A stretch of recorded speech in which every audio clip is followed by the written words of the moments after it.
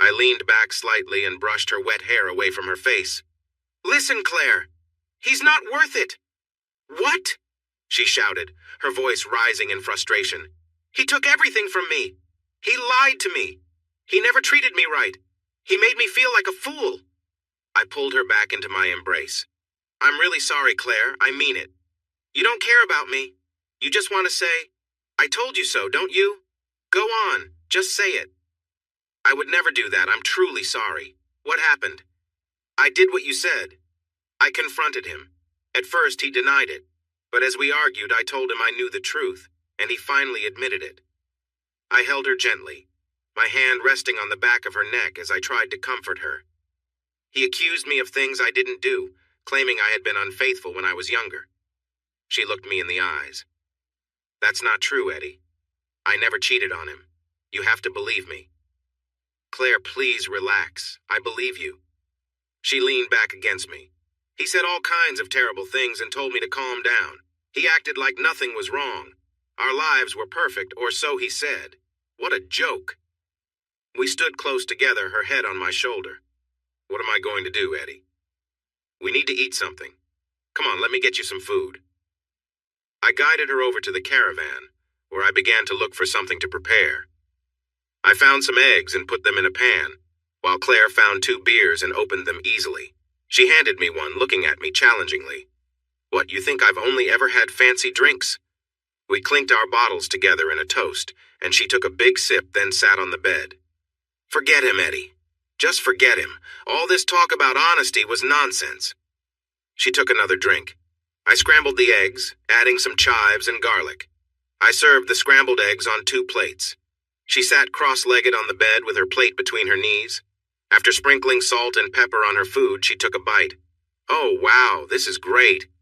She finished her drink and dug into her meal eagerly. We ate quickly, and I reached into the fridge for 2 more beers. While we were eating, her phone rang. "What do you want?" she answered sharply. I guessed it was Tony, but I couldn't hear his response. "Why do you even care? Forget you. I'm going to do what I want now. You gave up that right."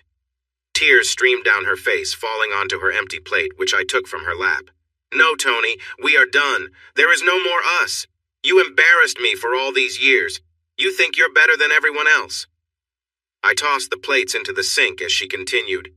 "I want you out of our house, or I will tell the board everything." In a flash, her phone hit the cabinet and shattered into pieces. She fell back on the bed, crying hard. I lay down next to her and pulled her into my arms. "Let it out. Just let it all out." I held her tightly, feeling her grip around my head, her face pressed into my shoulder. I rubbed her back gently, trying to comfort her. She was shaking, warm against me, her tears soaking my shirt. She must have sensed my discomfort. She shifted closer, pressing against me. She whispered softly against my neck, but I knew I needed to stop this. "Claire, please don't do this. It's not right. Don't you want me? Am I unattractive? Claire, you are beautiful. If things were different. Eddie, this isn't revenge. I've wanted to be close to you since we first met. No, Claire, you're upset and feeling hurt. This isn't the way." Then our lips touched, and I felt lost in the moment. "Claire, please, let me just hold you." Her lips pressed against mine, tasting of her tears. "Eddie, I need this." I wrapped my arms around her. I kissed her forehead and eyes. "No, Claire." Her tears returned, and her body shook with sobs. I covered us with a blanket and held her as she drifted off. Soon, I fell asleep too, feeling grateful to have her close. Morning came more quickly than I hoped. I woke up tired, with Claire still curled around me. I carefully moved my arm to go to the bathroom. Stepping outside, the warm summer rain felt refreshing against my face. I stood in the grass, enjoying the moment. When I returned inside, Claire sat on the bed, resting her head on her arms. She looked up at me, frustration in her eyes. What had I done now? I made some toast and brewed tea for both of us. We sat together on the bed, listening to the soft sound of rain falling on the roof. "What's wrong, Claire? Did I do something?" "Nothing, don't you get it? I feel old and useless. Even you don't want me. No wonder he looks for attention from other women." "Claire, that's not true. You're beautiful." "Then why?" I tried to show you how I felt last night, and you pushed me away. Am I really that unattractive? I held her face in my hands and kissed her. It was a long, heartfelt kiss, and she kissed me back. As we pulled away, I whispered, Claire, I have so many feelings right now, and it must be even harder for you. I really want you, but I want it to be special, not just because you're upset with your husband. Eddie, you're such a wonderful man. After breakfast, we sat and watched the rain, feeling warm and a little refreshed. So what will you do now? I need to go home and take care of the dogs. I bet he didn't do it. Then I need to call my lawyer. He thinks I'm joking, but I'm very serious. Please don't act out of anger, Claire. Think it over for a few days. When things are clearer, then you can decide. You think I should forgive him, don't you? I shook my head quickly and said, No way, but you have a long history together. Some of those years must have been happy. She sighed and nodded slowly. They were. We started with nothing. It was only my modeling money that helped us. We had good times, which makes this so painful. He ruined those happy memories for a moment with someone else. I showed her where the shower was, just a simple camp shower attached to the caravan. With the rain, the water was cold, barely warm enough. When she came back inside, she took off her towel. I gasped as she stood there. What are you looking at? Oh, sorry, I didn't mean to stare. Claire, you're such a stunning woman. She walked closer to me. Thank you, Eddie. At least you're kind. She got dressed, and with a final kiss, she left quickly. I stood there wishing I had taken my chance. I wanted to. Going to work was hard. It was a long, tiring day. No matter what I did, I couldn't stop thinking about Claire. She was incredible. I couldn't believe Tony would cheat on someone like her. It made me think of that night Rose was with him, not a memory I wanted to revisit. I tried to call Claire several times to check on her. Then I remembered her phone was in many pieces on the floor of the caravan. I heard nothing for 2 days. She didn't call or send any messages. I was beginning to worry. On Friday evening, I got home and saw Claire's car parked by the caravan. As I got out of my car, her dogs rushed over, barking excitedly around my feet. I grabbed my bags of groceries from the trunk of my old Corolla and went to the door. I peeked inside and she was busy cooking. The smell was wonderful. My mouth watered. Something smells great. She nodded. I hope so, but this little stove isn't working well. Yeah, I don't use it much. Sorry, I should have mentioned that. Don't worry, you didn't know. I put my groceries away in the small pantry. It was packed to the brim. Claire must have already filled it up. We ate outside in the lovely evening air. Are you going to tell me what happened? I asked. She nodded. Of course. Tony and I had another fight, and this one was worse than the last. I told him he needed to leave. If he didn't, I would go public with my claims. I told him I would not only share my experience, but also go to the board. What did he say? After a lot of arguing, he asked if he could have 2 days over the weekend to move out. He is really moving. Yes, I promised to stay away for those 2 days while he packs. That sounds pretty final. She nodded. Yes, it is over. I couldn't live with him after all this. He is a dishonest and sneaky person. The food was amazing and the wine was tasty. Where will you stay? I asked. Looking at me, her fork swirling her food around her plate, she whispered, Here, if that's all right. Here, I exclaimed. Don't you want me to? Sorry, I didn't mean it to sound that way. You are welcome to stay, but it's a bit cramped with no proper toilet or shower. Eddie, it has one thing I need right now. Nervously, I asked, What is that? You. I need someone who will support me and not take advantage of me. There are plenty of those who would, but you have shown that you care for me. I smiled, and we toasted each other. To lighten the mood, I suggested, Come on, let's go for a walk. We gathered the dogs and walked towards the back. As we strolled, I felt her hand slip into mine. I looked at her, and she smiled warmly. I squeezed her hand gently and held on as we walked along the path, the dogs barking happily. When we returned, she asked, Do you think there will be enough water for a shower? I nodded. Probably, but only enough for one. You go ahead.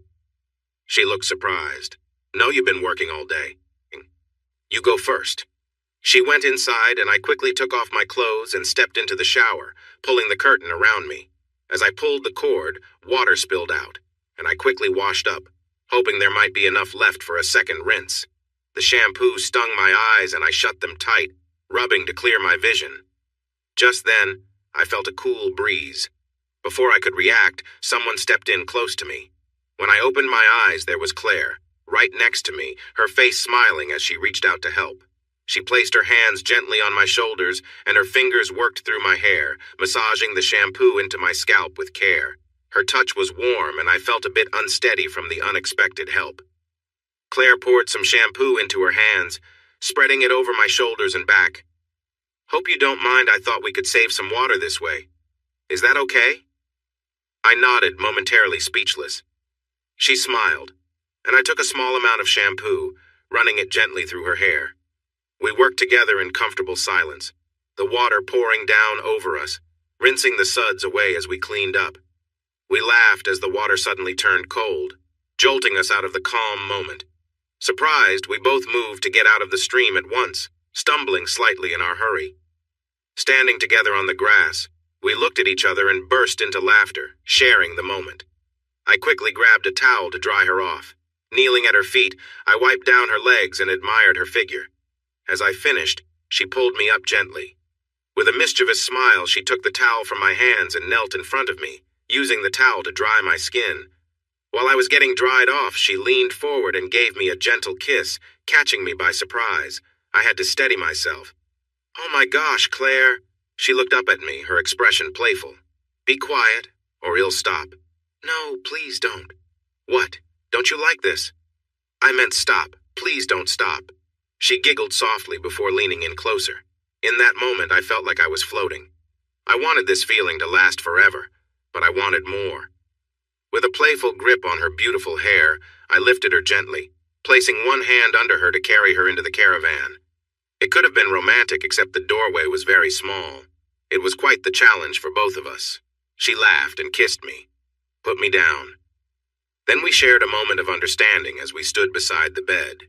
I saw a hint of hesitation in her eyes mixed with doubt.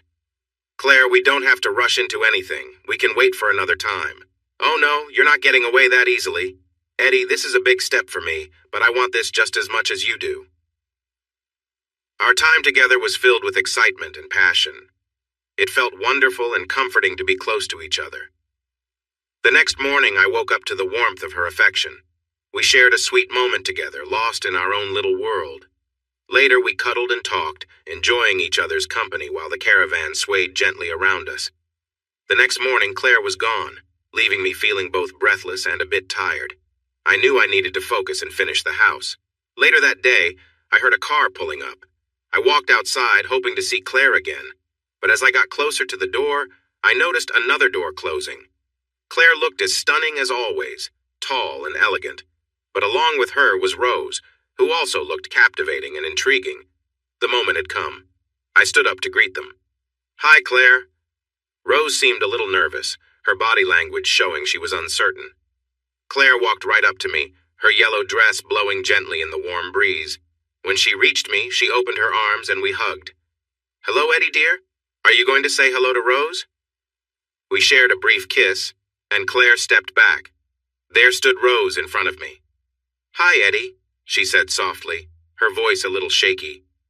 We stayed frozen for a moment until I felt Claire give me a gentle push. "Don't be rude, Eddie." I stumbled a bit but fell into her arms. We hugged again for a moment. "Hello, Rose." "All right. We're here for the big reveal. Don't keep us waiting," Claire urged. "It's not ready. This isn't a proper reveal," I said, sounding a little annoyed. "Oh, come on. You've kept me in the dark for too long. I can't wait to see what you've done." "Okay, let's go check it out." I led them to the large French doors in the main living area. As we turned the corner of the building, I saw Rose's reflection in the glass. She looked surprised when I opened the doors and gestured for them to enter. "Oh my goodness, Eddie, this is amazing," Claire exclaimed. Rose took a sharp breath, and I could feel my heart race.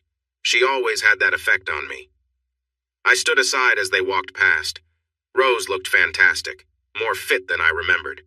It was clear she had been working out. They walked around the room, looking at the big stone fireplace, the tall beams, and the polished wooden floor. Claire wandered into the kitchen, and her excited shout made us both jump. "Eddie, this is incredible. You've really outdone yourself." Rose walked around the kitchen island, her hand gliding over the quartz counter. She spun around, thrilled by the big windows up top.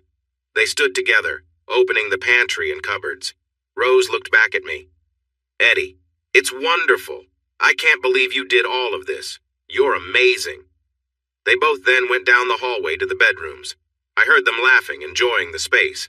I walked back to the caravan and put the kettle on for tea. They came back about half an hour later, holding hands and smiling brightly. Since I only had 2 chairs, I grabbed a box to sit on. They pulled their chairs close around the small table. We fell into silence, and it became a little uncomfortable. I waited, but no one seemed to know what to say. I realized I needed to break the ice. "How have you been, Rose?" She looked up from her tea and smiled. "Really good, actually. Just busy with work and everything." "Yeah, and congratulations, by the way.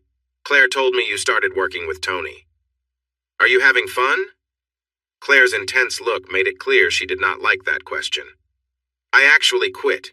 Did Claire not tell you? Once I learned what kind of person he really is, I couldn't work with him anymore." I glanced at Claire. Her brow was tight, but she didn't say anything. "Sorry, Claire didn't mention that. Where are you working now?" She raised her arms in a gesture of giving up. "Nowhere right now. I spoke with my old company and they seem interested. I've sent out some feelers, but nothing yet." Claire glared at me as tears began to roll down her cheeks. I could still feel her piercing gaze. Rose noticed the tears too and quickly hugged Claire. "Oh, I'm sorry for bringing that up. We should have been more careful." She looked at me with worried eyes. Claire kissed her quickly and pushed her away gently. "No, I need to get used to it.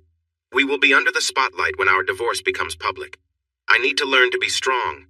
It's not your fault, dear. If it weren't for you, I would never have found out." Rose sighed. I wish I hadn't said anything. "No, don't think that. You did what was right. I just have to learn to be strong. I don't want to be the sad ex-wife." "You are far from that, sweetheart.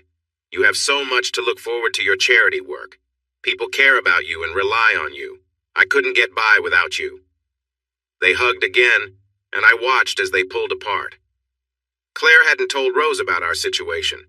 Was there even an us? What was it? I made more tea while they enjoyed the sunshine. When I came back with the tea and some cookies, Rose asked, "What about you, Eddie? Claire mentioned you are working at Rixon's. How's that going?" "It's all right. It pays the bills." She frowned, her expression tense. "That must feel a bit dull after your other projects." "The pace is slower, which gives me time to focus on the cottage, and I like that." "When do you think you'll finish the cottage, Eddie?" I shrugged casually. "Not sure. I'll probably finish the construction in the next month or so. After that, I'll lock it up and look for a job that pays better. I have an offer for a well-paying job in the Emirates, but it's for a year." Claire looked shocked. "What? Why not just increase your mortgage?" "No, I don't like the idea of being in debt and paying a lot back. I'm not in a rush. If it stays locked up for a year, that's fine. You could rent it out and let someone else help pay your mortgage." "Yeah, I thought about that, but I can't afford to buy all the appliances." Claire exclaimed, "I'll just give you the money. You shouldn't leave just because of money."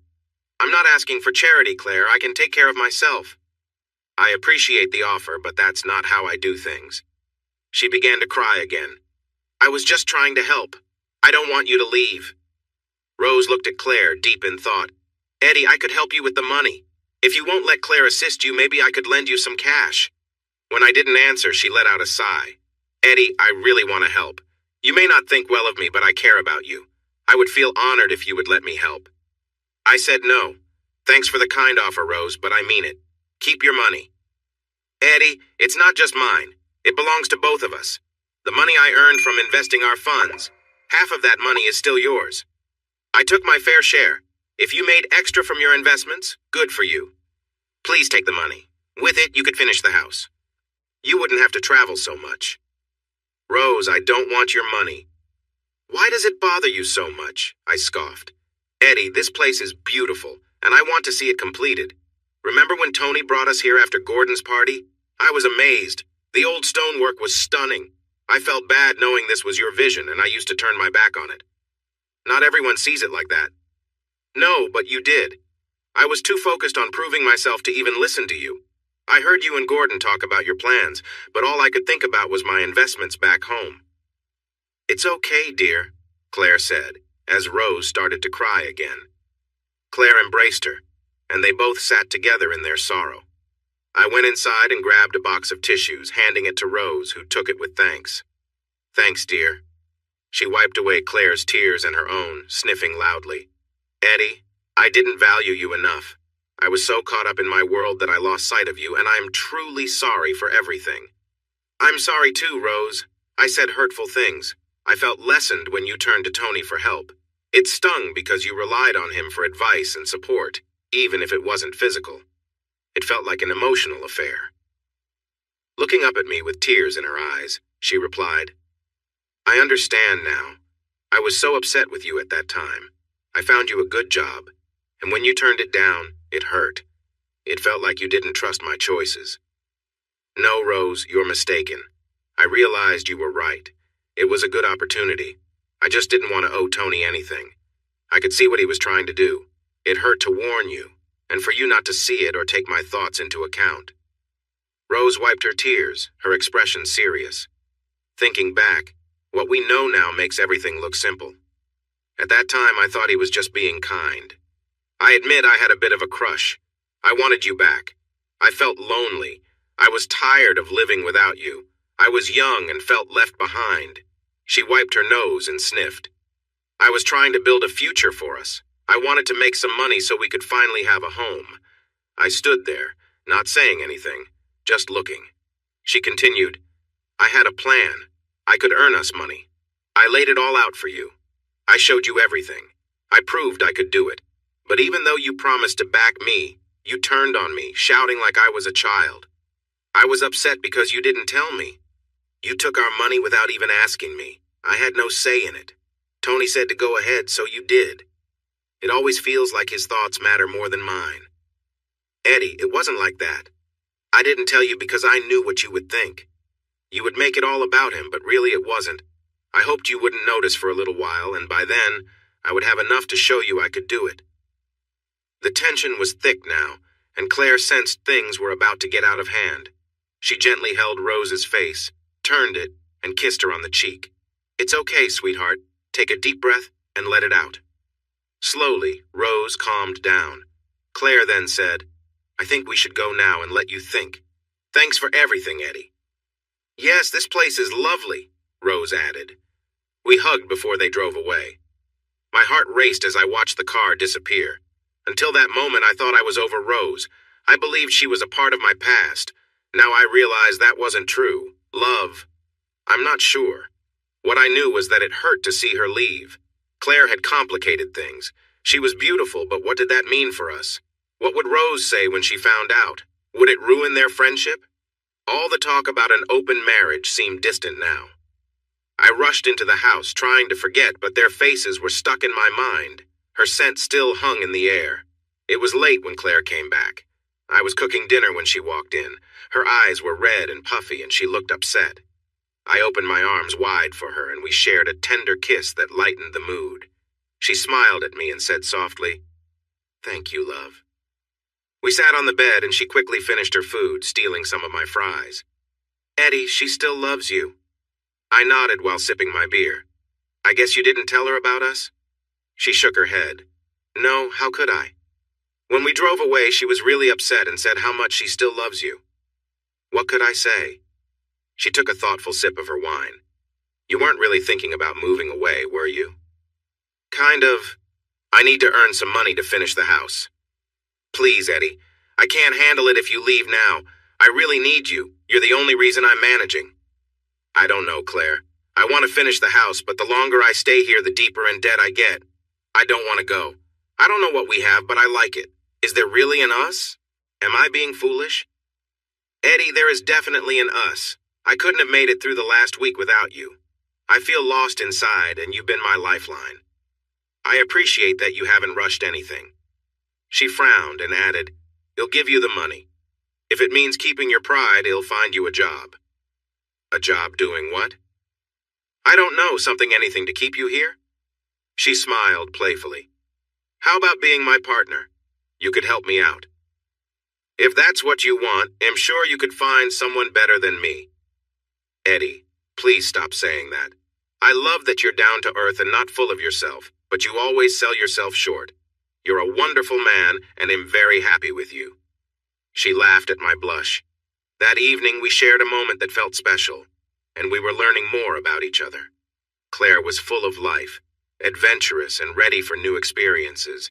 Every night felt like an exciting journey. But I could sense that something was troubling Claire. As we lay together, I felt her tension. Eddie, I want to tell Rose. I feel awful hiding this from her. She has been so kind and supportive.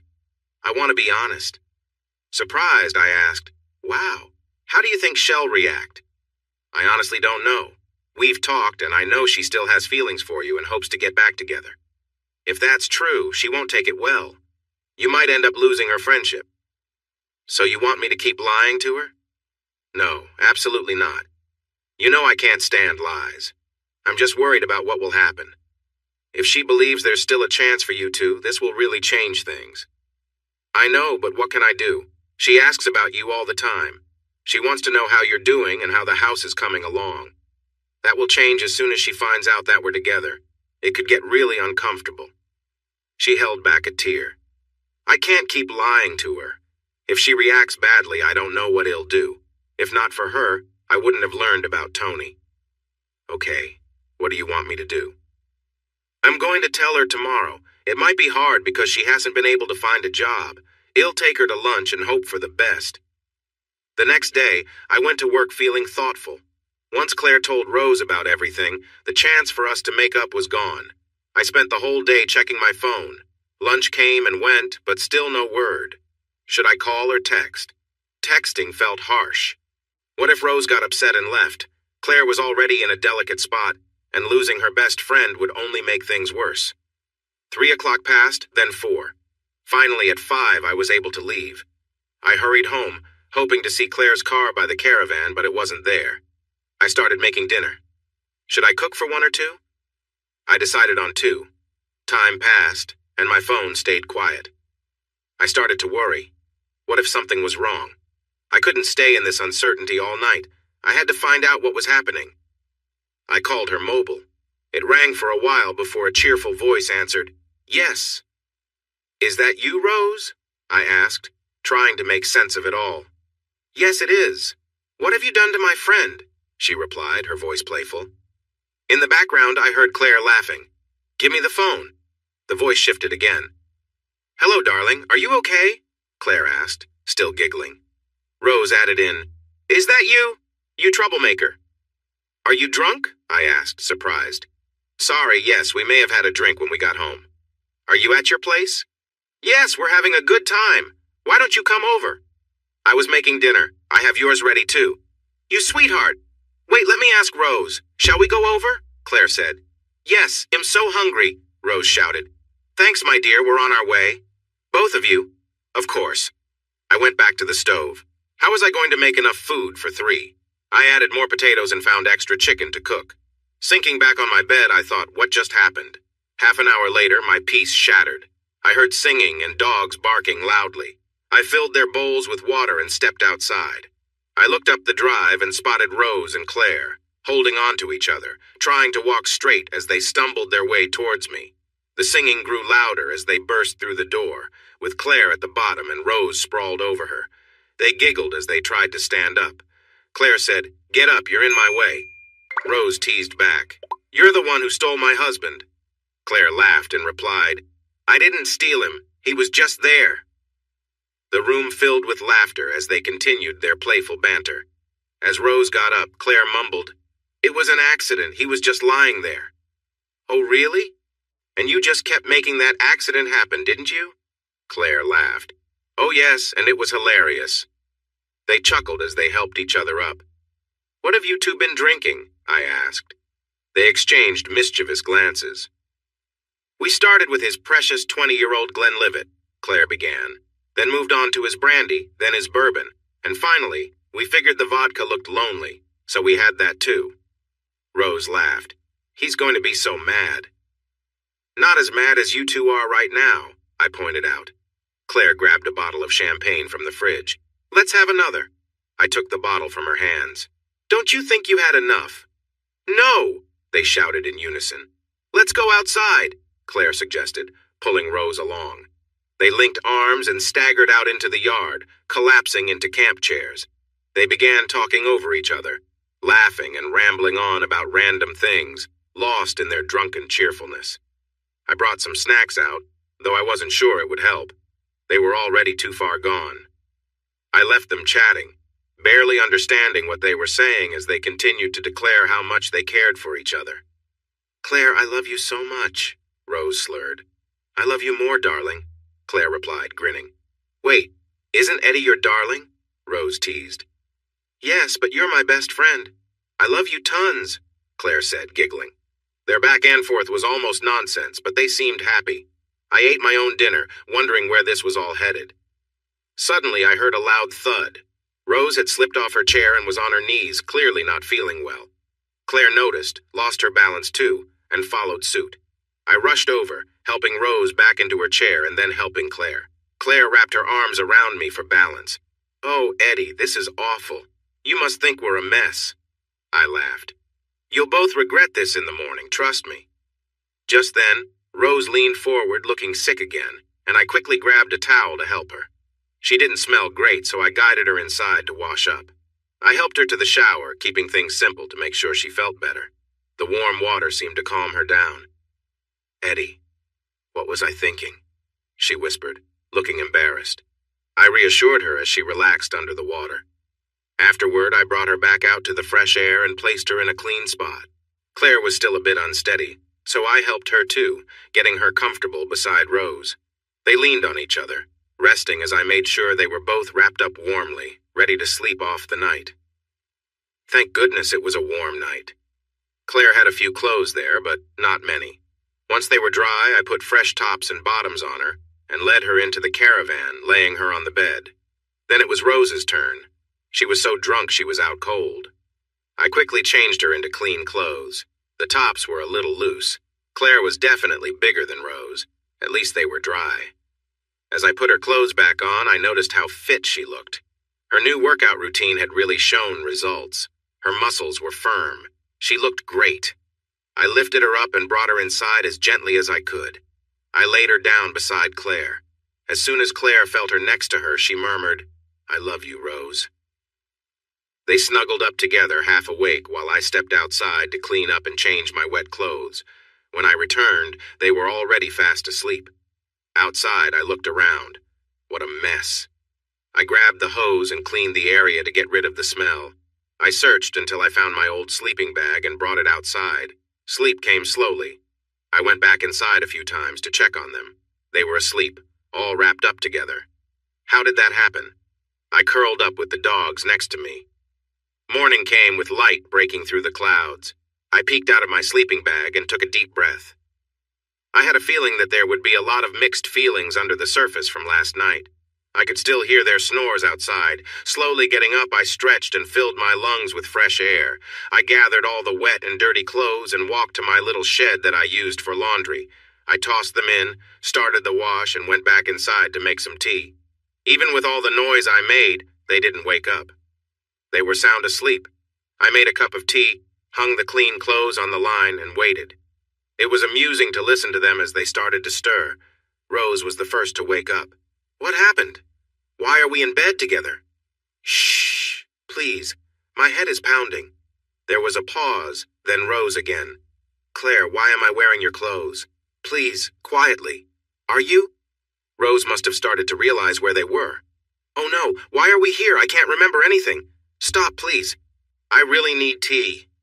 She called, Eddie, could you be a sweetheart and make us some tea? I poked my head in and laughed a little.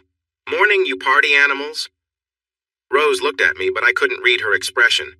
Eddie, how did I get here, and why am I wearing Claire's clothes? First off, you made your way here. Well, staggered, really. After you both got sick and made a mess of your clothes, I had to help dress you. Oh, no, they both said together.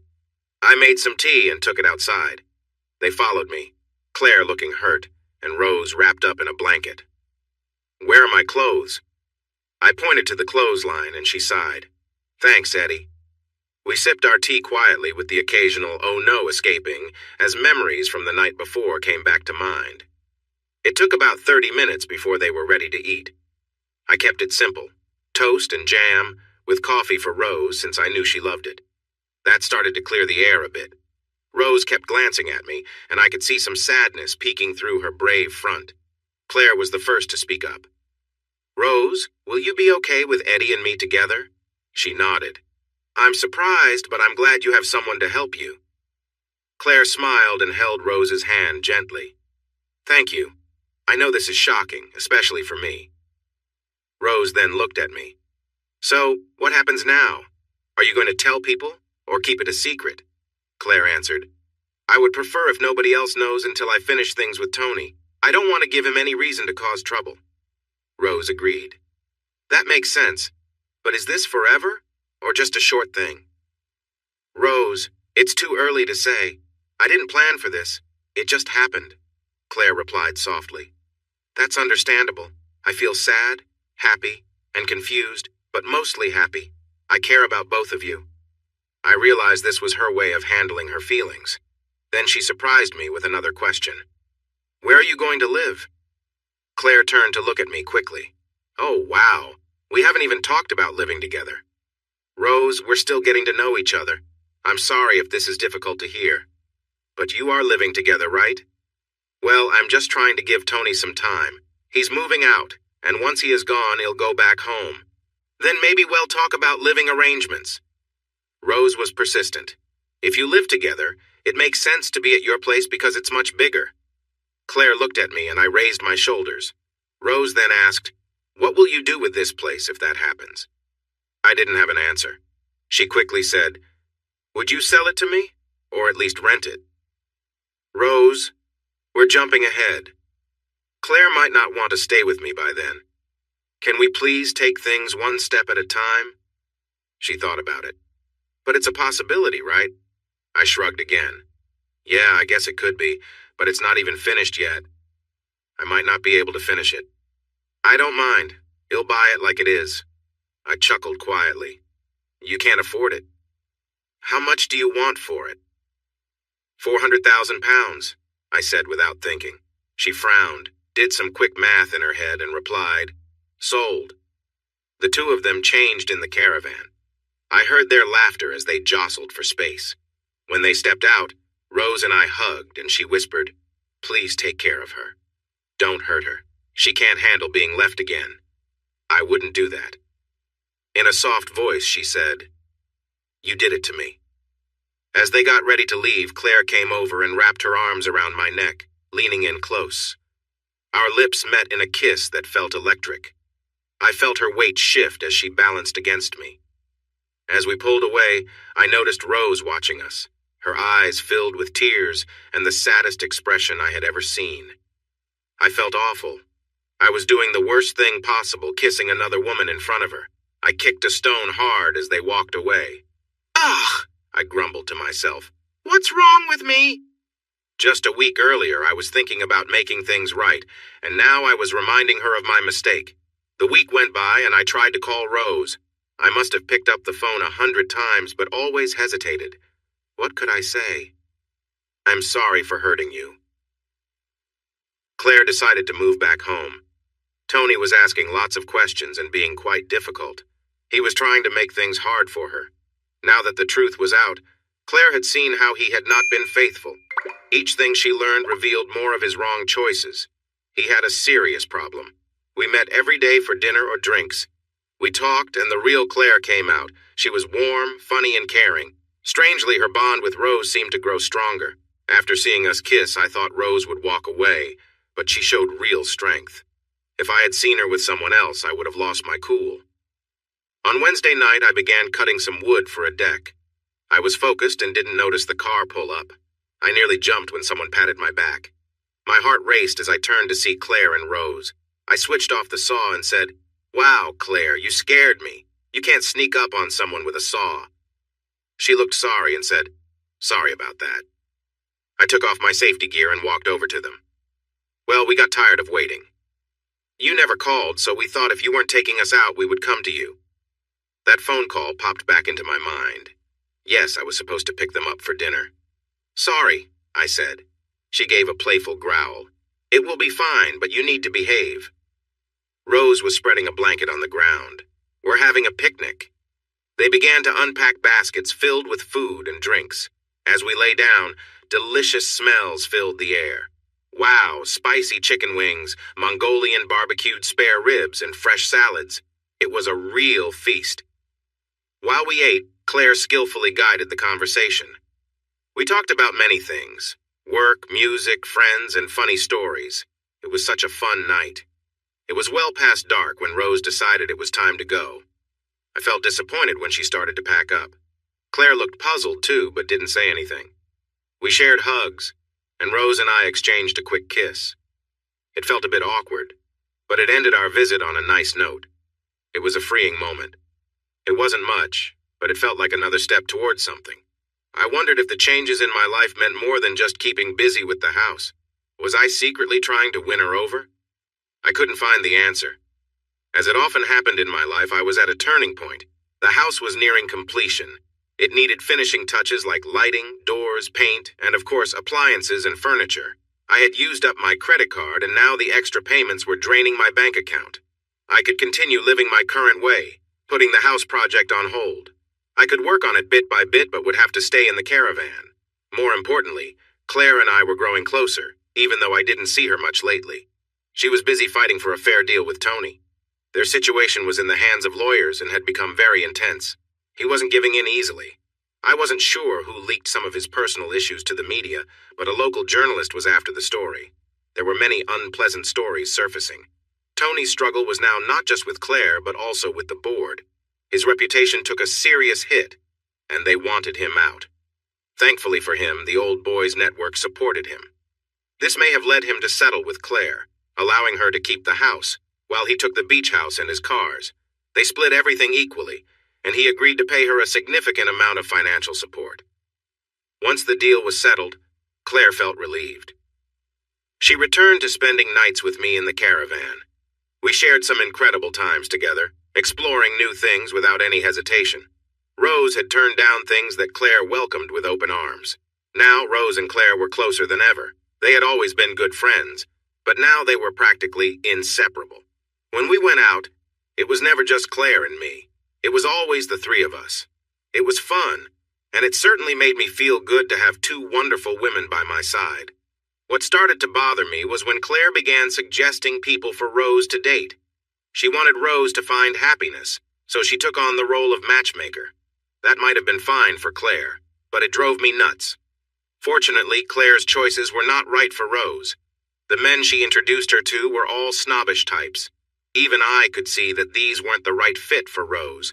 I could tell by the look on her face during one of these awkward introductions. Still, this situation took away my guilt about showing affection to Claire around Rose.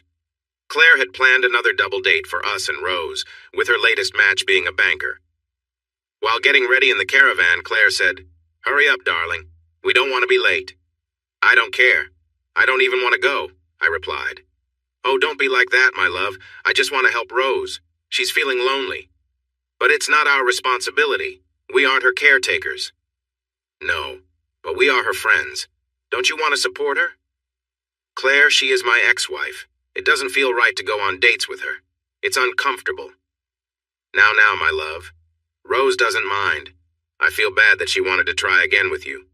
I know I shouldn't have interfered." "Claire, it wasn't going to happen. I wasn't planning on getting back together with her. She doesn't know that.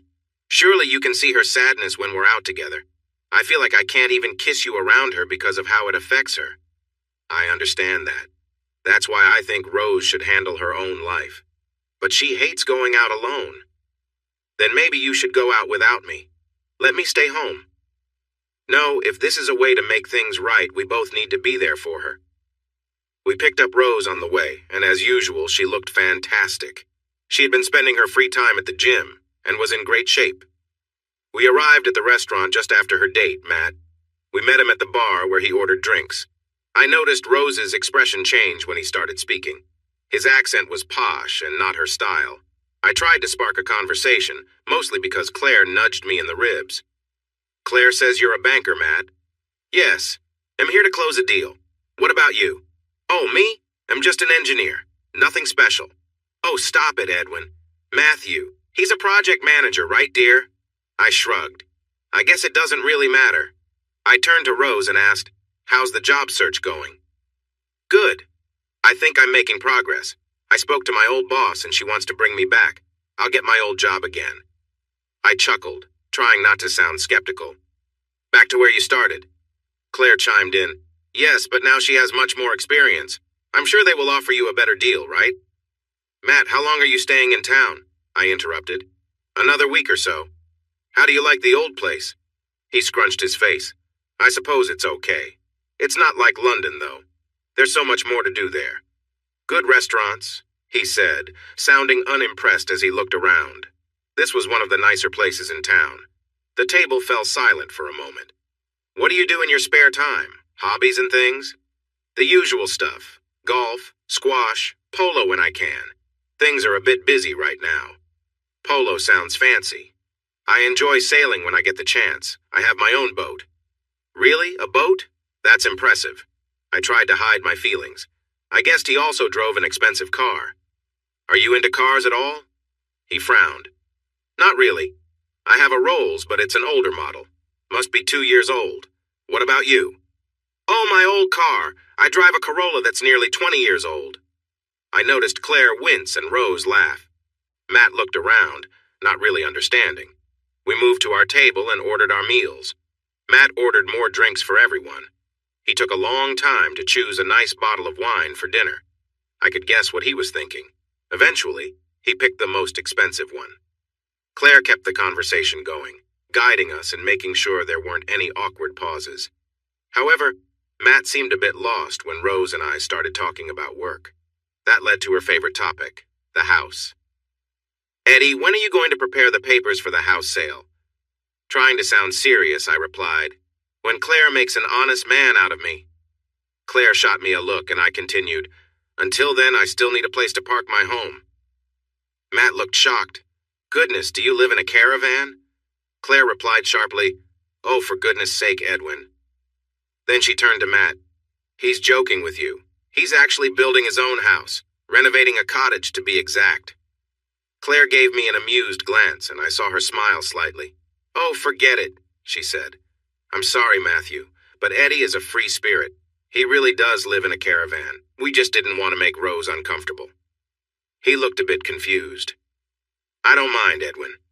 If you're happy with a free spirit, then that's fine. Rose couldn't help but giggle. Eddie, stop being silly. The truth is, Matt, Eddie and I used to be married. He keeps trying to sell me off so he can stop paying me support. Isn't that right, dear? Yeah, well, if you didn't keep acting shy and let some of your dates get too close, we might get somewhere. Eddie, Claire scolded. Stop it. She doesn't act shy. She is just hard to impress. She is not someone easy. Turning back to Rose, I puffed out my chest. How much do you cost, my dear? Let's say you would need to sell that old caravan if you wanted me. We are not selling the caravan, Claire announced. We just got it fixed.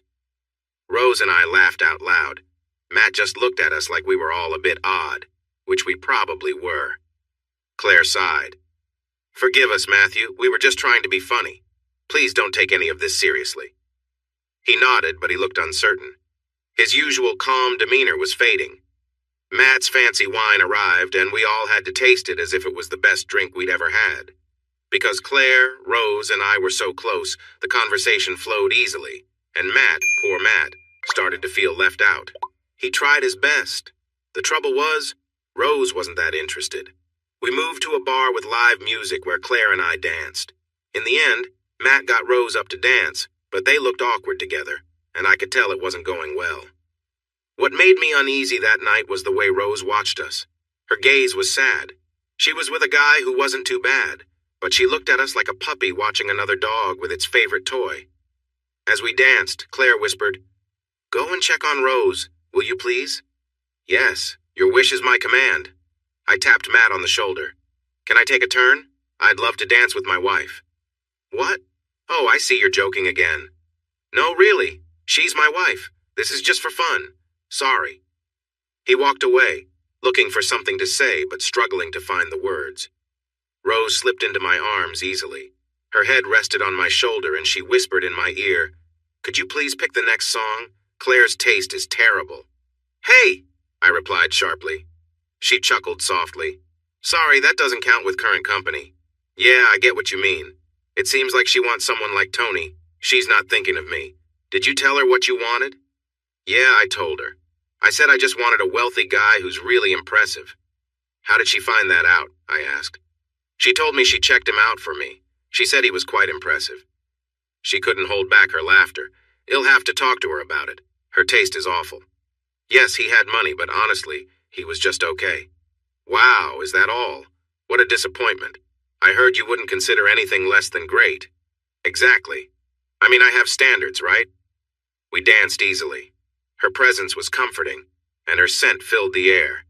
"Honestly, Rose, I'm glad to see you." "I'm fine," she said with a deep sigh. "Actually, no, I'm not. I'm feeling lonely. The house feels empty, and my life feels empty. I wish I had someone to hold me like you used to do. I want someone to look at me like you look at Claire. Why didn't we ever do that?" "We did. But then you met Tony, and things changed." "I'm really sorry, Eddie. I feel foolish." "It's all right. I guess I wasn't paying enough attention. I should have noticed. I made mistakes, too." She chuckled softly. "Yeah, you did." I was close to her, feeling the warmth from her body. It reminded me of our past. We were married, and it didn't take her long to notice that I still felt a spark. She moved playfully, and it stirred old feelings within me. "Is that for me?" she asked with a teasing tone. "Don't get ahead of yourself," I replied lightly. "Honestly, it feels a bit like I'm the other woman. We're flirting." "No, we're just having fun, but if you keep this up, I might end up with a problem," I joked. "I'd like to see that," she said, her voice playful in my ear. Just then, the band finished their set, giving me a moment to compose myself. Back at our table, Claire was sitting alone.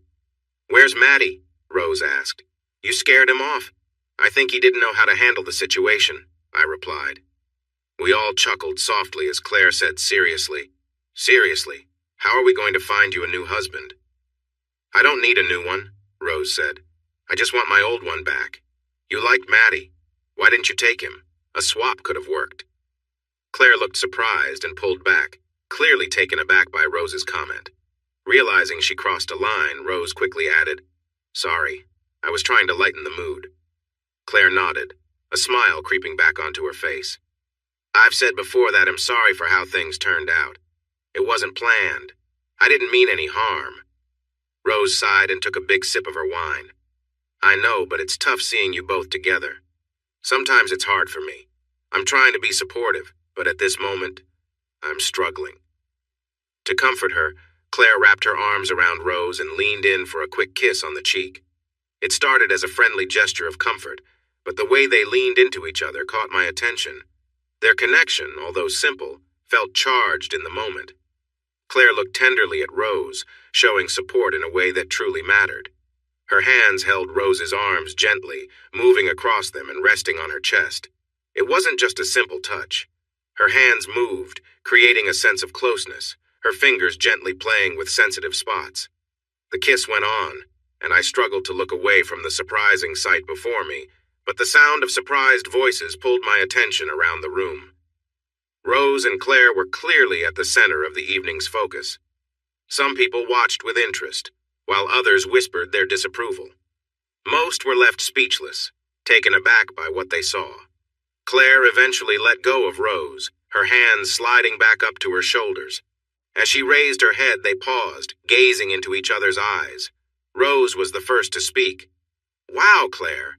Claire smiled tenderly in response. "Yes, I completely agree." Straightening her yellow dress, she glanced around at the watchers before returning to sit next to me.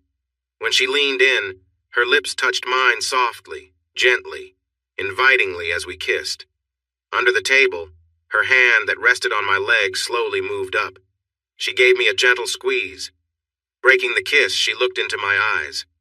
Wow, is that for me or Rose? Feeling brave, I said, both. She smiled mischievously. Do you think you could handle that? The evening had reached a turning point. It could be an unforgettable night or an awkward one. We finished our drinks. Claire whispered, "It would be a shame to waste them." Standing up, she grabbed the bottle and said loudly, "Well, are you two coming?" We stepped outside, Claire on one side and Rose on the other. The cool night air felt refreshing, pulling us out of our dreamy state. I led us back to my car, with Claire in the front and Rose in the back. "Okay, where to?" I asked. Rose said quietly, "Drop me off at home, please." "Oh dear, are you sure? Why not join us? You don't want to be alone, do you?" "No, but if I go with you, I'll just be extra. Please take me home." Her voice was soft, but it felt like a real request. When we reached her home, Rose got out quickly and called back, "Enjoy your night." As we drove away, a sense of missed opportunity settled over us. On the motorway, Claire sighed sadly. That was tough to see. It breaks my heart to see Rose alone. Eddie, she truly is lonely. She just needs some support. Claire, if you genuinely want to help, then maybe stop trying to match her with guys like Tony. She's not you. She doesn't go for that type. I was only thinking about her future. I don't want her ending up with someone who'll let her down. But you're pushing your own choices on her. Are you missing Tony that much? Claire's gaze turned sharp. Don't ruin our night, Eddie. I was just trying to do the right thing. Well, it's clear that every guy you set her up with is basically another Tony. Maybe without realizing it, you're picking for her based on your own past. She gave me a cool look, unsettlingly steady. Is that what you think of me? That I'm still hung up on him? That I can't move forward? Is that really how you see me? I don't know, Claire. But I do know she hasn't liked a single one you've chosen. She leaned back, arms crossed. Fine then. You pick her next date. Not a chance. Honestly, I think we should let her choose for herself. If you're that worried, you could suggest she try a dating agency. Absolutely not. Eddie, she deserves better than that. I understand now I need to stop making choices for her. You'll talk to her and see what she wants. She slid her hand over mine as I shifted gears. Eddie, I'm sorry if it seemed like I was trying to relive my past. I just want you to know that I care deeply for you. A lump formed in my throat, making it hard to speak. This was the first time she had really said she cared like that, outside of casual moments. I felt the need to respond in kind. I care about you too, Claire. You mean a lot to me. Her hand gripped mine tightly. I've wanted to say this for a long time, but was worried you might not feel the same. I know there's a bit of an age gap. That doesn't matter to me. I only see someone I admire deeply, someone incredible. I don't know what you see in me, but am grateful to be with you. She smiled softly. So you're saying you want to be with me? Yes, absolutely. She gently rested her hand on my leg, sharing a warm smile. You're sweet. I'm glad we had this talk. That night we curled up close in the caravan, feeling connected in a way that brought us closer. It was a peaceful and tender evening, full of shared warmth and understanding. She kissed me softly, her warmth welcoming and sincere. As I worked on the deck, I was focused and determined. The day was gray and gloomy, but I had a task to finish. Claire had gone back to her place, and I started my work. Around lunchtime, Rose and Claire appeared together, walking closely, as they often did these days. They seemed very connected. Hey, ladies, I greeted them. Hello, dear. Rose and I brought you some lunch. We knew you wouldn't take a break otherwise. We looked at the large area of wood that now made up the deck. What do you think? I asked as Rose handed me a pie and a sandwich. I found some sawhorses for them to sit on. I took a bite of my steak and mushroom pie, my favorite. Rose smiled. She understood my taste. Claire responded, Darling, it looks lovely. Just imagine having friends over on a sunny summer day. Rose added, It's perfect.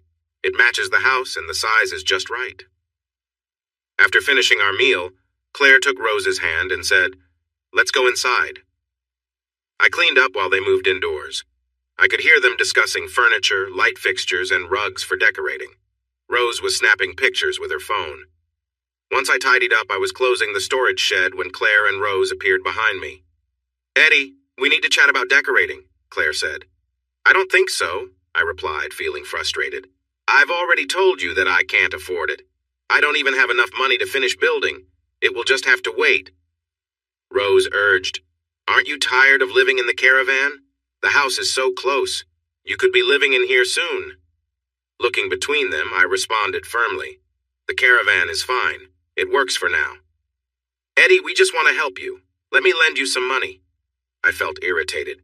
"No way. I take pride in this. I'm not looking for charity. I started this by myself and I'll finish it that way." I noticed Rose flinch and turn away, but Claire pressed on. "Darling, if we're going to be a couple, you need to learn to accept my help." Rose interjected, "Claire, I think we should drop it. Eddie is right. This was always his project, and none of us fully understood his vision." She turned to me. "I'm sorry, Eddie. I wish I could have seen it like you did back when you first showed it to me." As the weeks went by, small tensions began to grow between Claire and me. She became frustrated that I didn't want any financial help.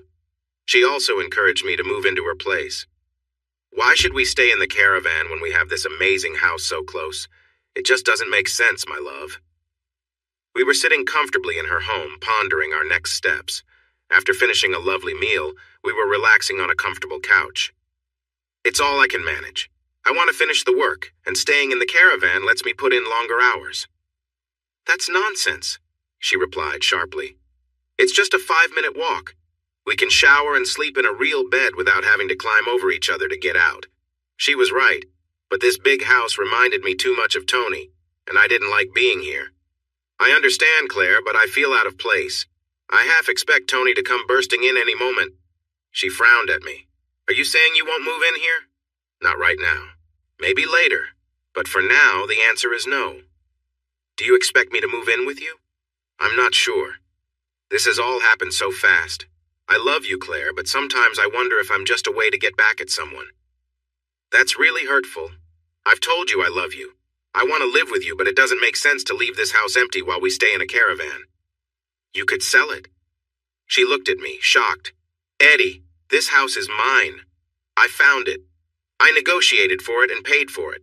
This is the one good thing that came from my tough marriage. I love this house." Things were building up, not in a big way, but slowly. When she saw an email on my laptop about a job in Abu Dhabi, she got very upset. I had been working on the house, putting in new lights in the bathroom. I was on a ladder, pulling some wires from the ceiling and didn't notice her come in. "Eddie." She scared me so much I nearly lost my balance. "Claire, please don't sneak up on me like that. What is this email about a job in Abu Dhabi?" I felt a bit guilty for not mentioning it earlier. I did bring it up before. They reached out to me again last week, and they are offering great terms. This would help me finish the house and get a new car. "When were you going to tell me? On the way to the airport, right?" "No, I was waiting for the right moment, but it never seemed to come." "What do you mean?" she scoffed. "I mean, we seem to be arguing a lot lately." She stormed off, upset. I finished connecting the lights before going back to the caravan. Claire was gone. "Great," I muttered to myself. I had just rehearsed the perfect thing to say to her. I was getting hungry, so I started preparing dinner. I made enough for 2, just in case she came back. I was really hungry, and if she didn't show up, I would eat it all. She did come back, but she looked like she had been crying. She walked in just as I was putting food on the plates. She came up behind me and wrapped her arms around my waist. Her warm breath brushed against my neck, making me shiver. "I'm sorry, my dear. I shouldn't have been angry." She always knew how to make me feel special. I turned to look into her eyes. "I'm sorry, too. I didn't mean to keep things from you, and I shouldn't have complained about the arguments. It's my fault as well." We moved to the dining table and sat down for dinner. We ate quietly, enjoying the tasty food. "Eddie, can we talk seriously about the future?" I nodded. I wasn't sure I wanted to have this conversation, but it felt necessary. "Yeah, of course. Let's talk." I don't know where to start. I've always seen myself as a strong and independent woman. Tony changed that. He hurt me deeply. He lied and betrayed me. Now I feel lost and alone. You are the only one who brings me comfort. I don't want to lose you. You wouldn't lose me. You'll be away for just 12 months. Her expression changed. 12 months? Oh no. I don't know how I could manage without you for that long. Claire, when I first met you, I was amazed. You are so beautiful and strong. That first night, I was filled with admiration. You don't need me to feel whole. I do, Eddie. What would I do without you? You would continue with everything you do now. Help your charities, have lunch with friends, throw wonderful parties. Since meeting me, you've stopped doing those things. That's because I didn't want to make you uncomfortable. The truth is, it's Tony who made me stop having parties, not you. What does he have to do with it? Most of our friends have taken sides. Even my friends think it would have been best for me to just move on. That surprised me. They expected you to just accept his dishonesty? She nodded. Yes, in that world, wives are often expected to accept certain things. No one should ever have to accept that. Well, if we set that aside and I accept that you are leaving, what happens when you come back? I looked down at the floor, feeling unsure. I don't know. What do you want to happen? I want us to be a real couple, to live together, to have friends, to throw parties. I want you to help me with my charity work and stand by my side as my partner. Claire, I would happily do all of that except for where we would live. I know you love your home and it suits you well. The problem is, Tony's memory is everywhere in that house for me. I want to create new memories in a place that feels like ours, not his. That's not fair. He hurt me, not you. Why does it matter to you? He was after someone else from the start. At that first gathering, he went after her. It was like he was on a mission, finding a way to push me out of my own life. That first party marked the start of problems in my marriage. Why can't we find a middle ground? Redecorate and remove reminders of him. I want to do that anyway. I agreed. I think you should maybe get rid of his things in a big way. No, that's too easy. I plan to sell them for charity. He never liked that idea. He didn't believe in giving to those who wouldn't help themselves. She got up and poured us some fresh drinks. Eddie, I don't want you to go. Please, let me help you financially. We need to share if we're going to be partners. I'm not taking your money, Claire. I have my pride. But it's just money. It doesn't mean much to me. It means a lot to me. I like who I am and what I've done. If I take your offer, it would bother me, and it might hurt our relationship. You would lose respect for me. She didn't seem to understand my concerns. Rose arrived a while later and we sat around chatting. Claire had already mentioned my job opportunity to her. Eddie, don't be foolish. Don't leave.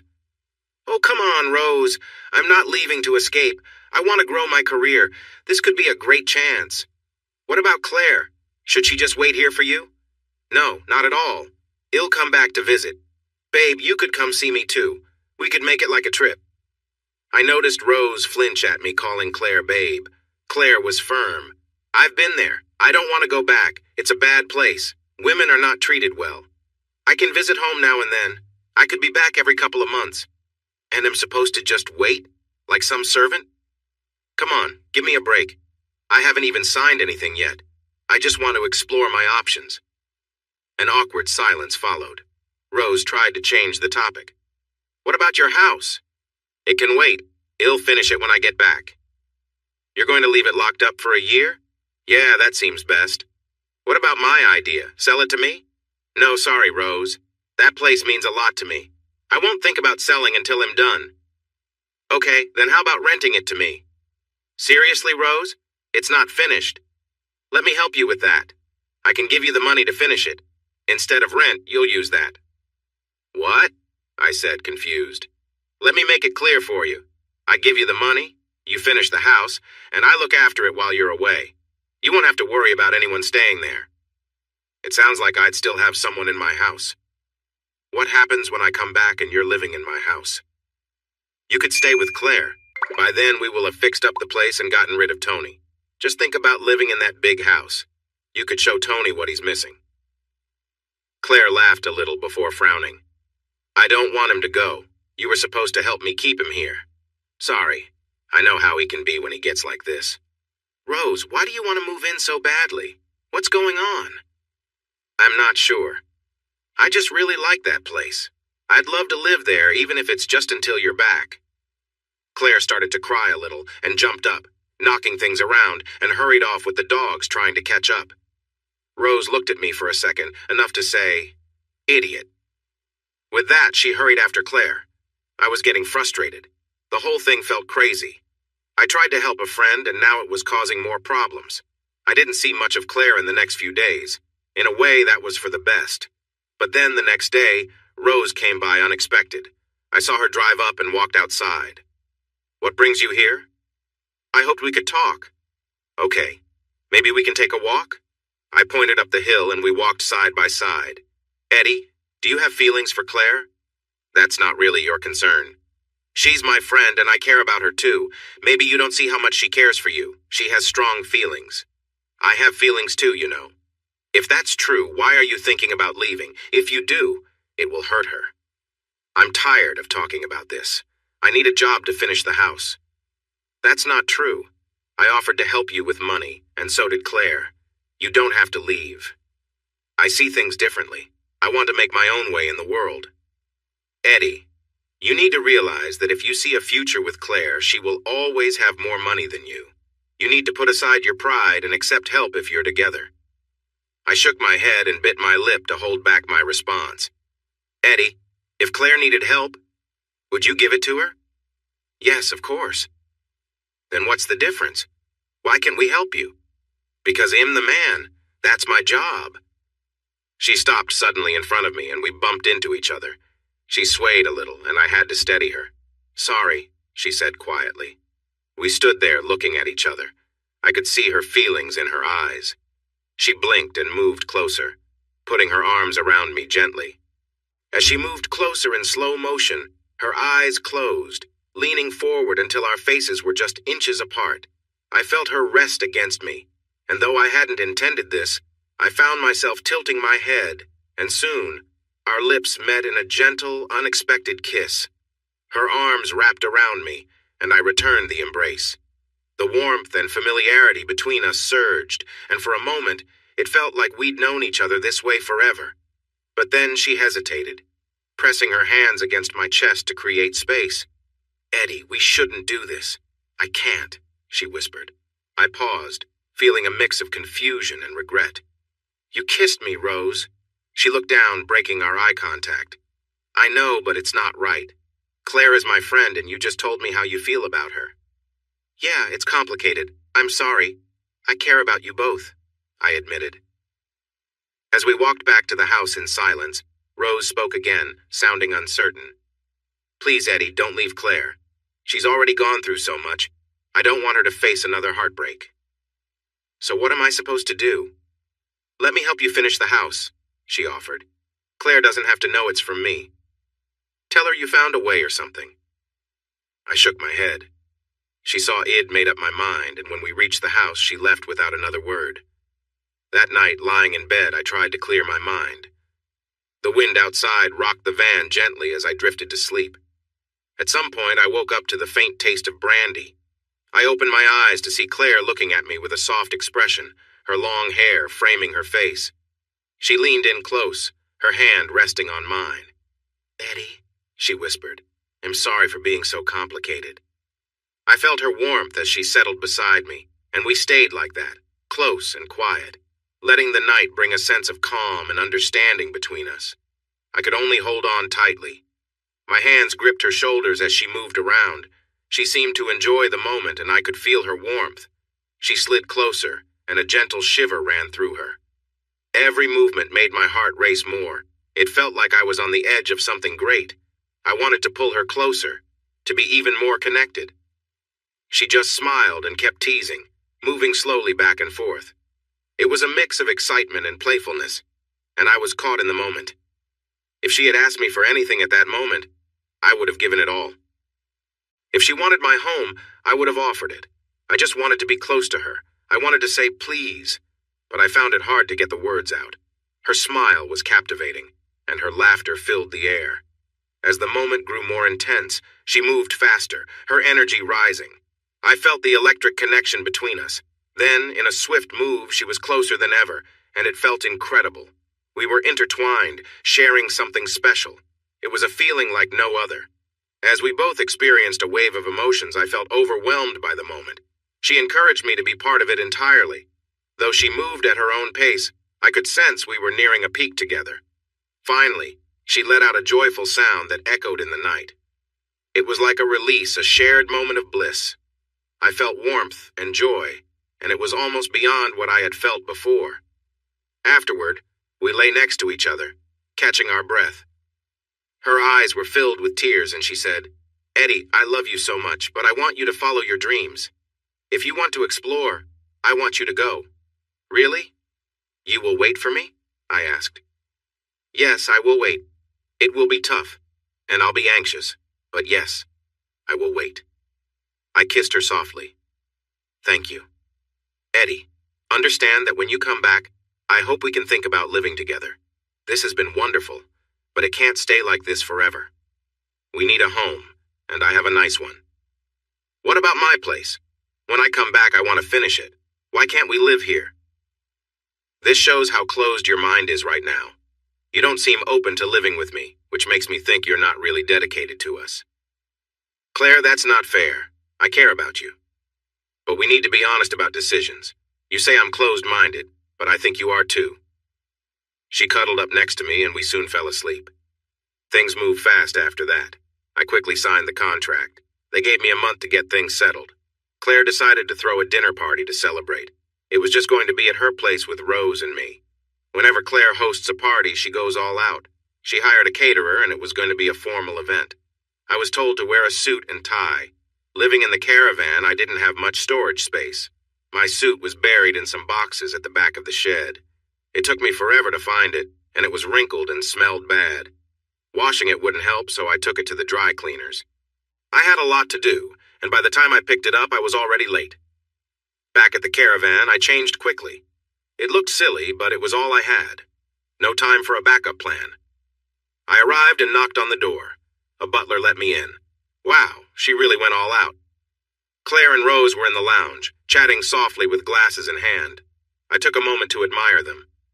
Claire was tall and elegant in a red gown that fit her perfectly. It shimmered in the light, and her long hair was styled beautifully. Her eyes sparkled with silver and blue makeup that highlighted their shape. Rose was strong and athletic, shorter than Claire but equally stunning. Her figure was curvy, and her auburn hair shone brightly. Rose had a warm smile that made you feel at ease. Tonight her smile was bright and inviting. As I approached, they both welcomed me. Claire leaned in and gave me a light kiss on the lips, careful of her makeup. Rose leaned in too, her kiss lingering a little longer. "Wow, all this just for us." Claire looked at me. "Yes, dear. If you have to leave, we should celebrate." Rose sighed. "I still think you're making a mistake, but what do I know?" Claire pressed a button, and soft music filled the room. "So, are you going to rent me that house?" Rose asked. "No, I'm sorry. You'll need to find your own place." "Really, you can be so stubborn. You're just going to close it up and let it get old, and who knows what pests might move in there." Claire said, "She has a point. Mice can get in anywhere." "It's not a big deal. Gordy will keep an eye on it.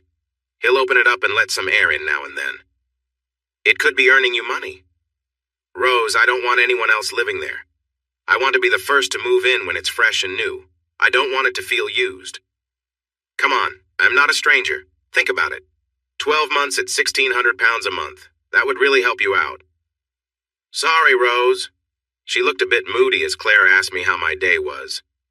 It felt strange being there with these two lively women all dressed up for a night out. We began chatting, and Claire shared stories about her trip to Abu Dhabi and why she didn't like it. We laughed as she told us about her experiences. The dinner was amazing. 7 courses. Too much food, for sure. After a few drinks, we moved to the lounge. We were talking when Claire started moving to the music. She set her drink down and leaned in close, saying softly, "Dance with me, Eddie." She stepped into my arms, her body fitting against mine. As we danced to the slow song, I felt her movements closely. I let my hands rest on her back gently. Just then, I noticed Rose standing alone. She seemed a little left out, and it didn't feel fair. Claire and I were having fun, but I saw the longing on Rose's face. She looked a bit sad, her cheeks flushed and eyes shiny. I lifted Claire so our eyes met. "My love, we have a guest who needs us." She looked over at Rose and frowned. "Oh, I'm so thoughtless. Yes, let's go." We walked over to Rose, and Claire took my hand as we approached. She whispered, "Darling, dance with Rose while I check on the kitchen." Claire gently nudged me into Rose's arms, and with that, we fell together. Rose set her drink down and melted into my embrace. It felt right, like we had a shared past. We danced for a bit, but soon we were swaying quietly to the music, her warmth pressed against me. As we swayed to the music, Rose rested her head on my shoulder, her arms around my neck. Her gentle movements matched mine as we glided together. I kept my hands on her back, holding her close, enjoying the quiet simplicity of the moment. Then, I caught a glimpse of Claire watching us from across the room. I couldn't tell if she was upset or amused, so I leaned down to Rose's ear and softly said, "Maybe we should take a break." Rose looked up, catching sight of Claire as well. "Oh, I didn't mean to make things awkward," she murmured. We walked back over to Claire, who greeted us with a warm smile. "You two looked great out there," she said, giving Rose a friendly kiss on the cheek. "You're a beautiful dancer." Rose laughed, slightly embarrassed. "Thanks, Claire. You looked amazing, too." Claire leaned in closer, her smile playful. "It's not fair, though, is it?" she said, a mischievous glint in her eyes. Rose and I looked at each other, puzzled. "What do you mean?" Rose asked. "Well, Eddie seems to be having all the fun," Claire replied with a chuckle. "I'll admit I felt a bit left out watching you two." Rose's eyes widened. "Oh, I didn't mean to make you feel that way, Claire." Claire waved a hand, laughing. "Oh, it's nothing like that, love. Actually, I thought I might get a turn too." She winked, glancing between us. "How about we dance, Rose?" Rose seemed taken aback but smiled, glancing at me and then back at Claire. "I'd like that." I watched as Claire guided Rose onto the dance floor. At first, Rose seemed unsure, but Claire took the lead confidently, making her feel comfortable. They swayed in time to the music, moving gracefully and effortlessly. Rose closed her eyes, letting herself enjoy the moment, and wrapped her arms around Claire's shoulders. They both seemed lost in the dance, and I couldn't help but smile, happy to see them both so carefree and enjoying each other's company. The soft glow of the lights made their dresses shimmer as they moved, their laughter blending with the music, making it a warm, joyful scene I wouldn't soon forget. Amid the lively music, I could hear Rose's pleased sighs and her soft voice. Rose lifted her head from Claire's chest, and for a moment I thought she might say stop. Instead, her lips parted, and they shared a kiss.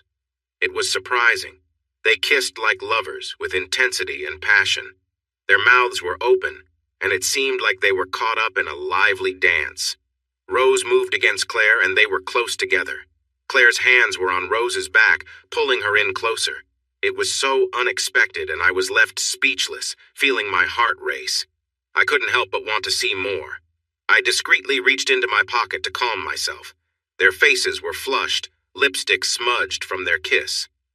When Claire shifted her leg to press against Rose, it seemed to wake her up. Rose stepped back slightly and looked around to see if I was watching. When our eyes met, Rose gasped, realization washing over her. Claire also turned to look at me. She took Rose's hand and led her closer to where I stood. I felt breathless, my heart beating heavily. They looked disheveled, but I found them beautiful. As they approached, Claire let go of Rose's hand and wrapped her arms around my neck. Her kiss was bold and intense, holding me tight and making it hard to think clearly. Rose seemed just as caught up, standing frozen. When Claire turned to kiss her again, Rose remained still, responding with equal intensity. Claire placed her hand on my waist, pulling us closer. I could feel Rose's quick breaths as she tried to catch her breath. After another kiss, Rose's eyes were still on mine. Once they were done, Claire kissed me, then guided us together so that Rose and I kissed too. It felt strange, but with Rose kissing me back, I didn't want to stop. We broke apart, all of us breathing heavily. Finally, Claire spoke. "Rose, I love you." Rose gave a small nod. "Yes, I love you too. You're my best friend." Claire placed a gentle kiss on her lips. "Do you still love Eddie?" Rose nodded again. Yes, she said, about to add more, but Claire kissed her once more to interrupt. Then Claire turned to me. Eddie, I know you still care for Rose. I see it in the little things every day. I feel it too, Rose murmured.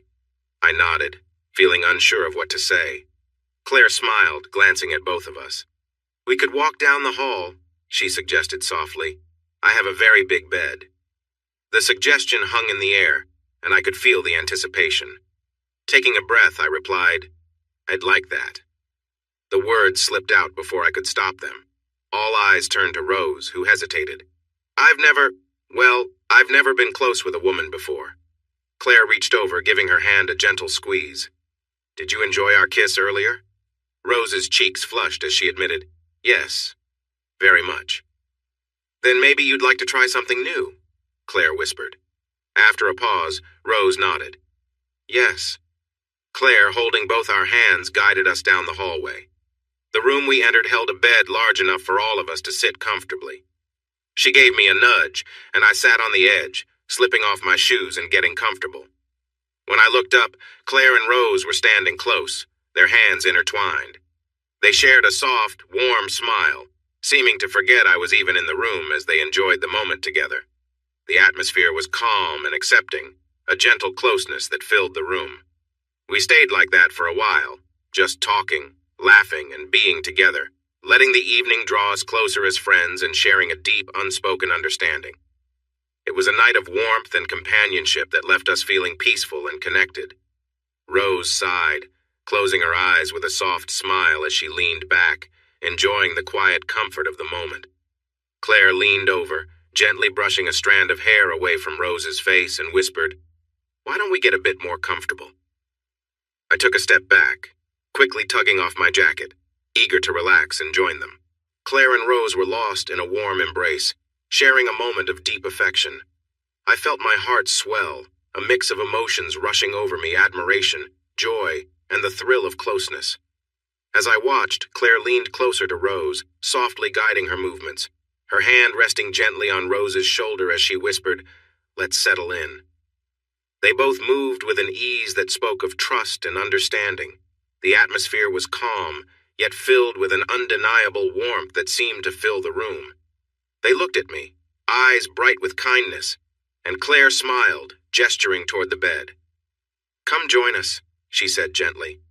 Rose met my gaze, her expression open and welcoming, and I felt a deep sense of connection. The three of us gathered close, sharing stories, quiet laughter, and a warmth that wrapped around us like a blanket. We talked, savoring each other's presence, basking in the simple joy of shared company. Time seemed to pause as we drifted into a quiet, peaceful state together, all of us content to simply be in each other's presence, bound by a gentle, lasting affection. I'm sorry, Claire. Oh my gosh. Her body shook with excitement, and she looked so happy as she exclaimed, Oh, wow. I was completely caught up in the moment. I moved quickly with Claire, and as Rose cried out, Ah, wow, I'm so happy, I felt Claire's response. Rose gently moved away from Claire, who then shifted closer and looked into Rose's eyes. They rolled over together, and Claire kissed Rose, their joy shared through the touch of their faces.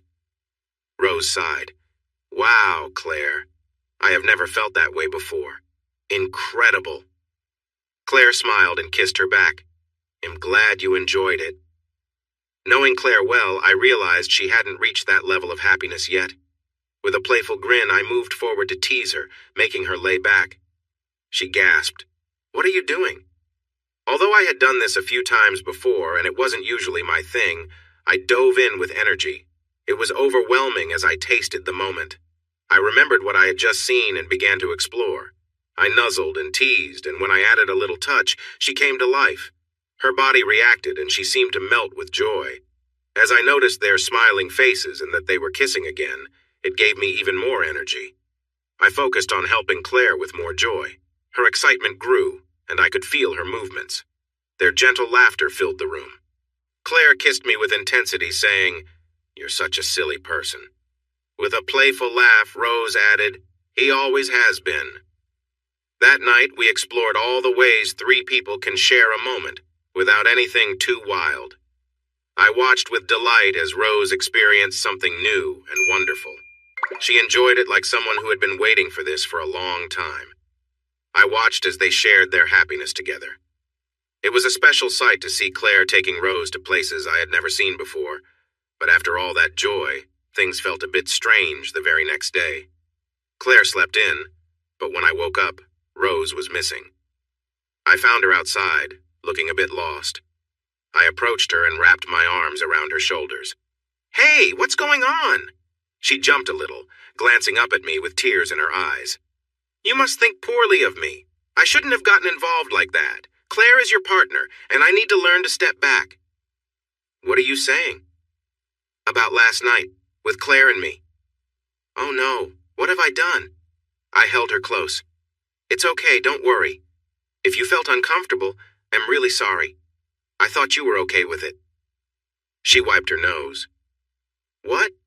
No, I didn't feel like that at all. Why would you think that?" I gently kissed her cheek. "I'm sorry. I'm just confused. I thought you might have disliked it." "No, I meant, oh gosh, I don't know what I mean. Do you dislike me?"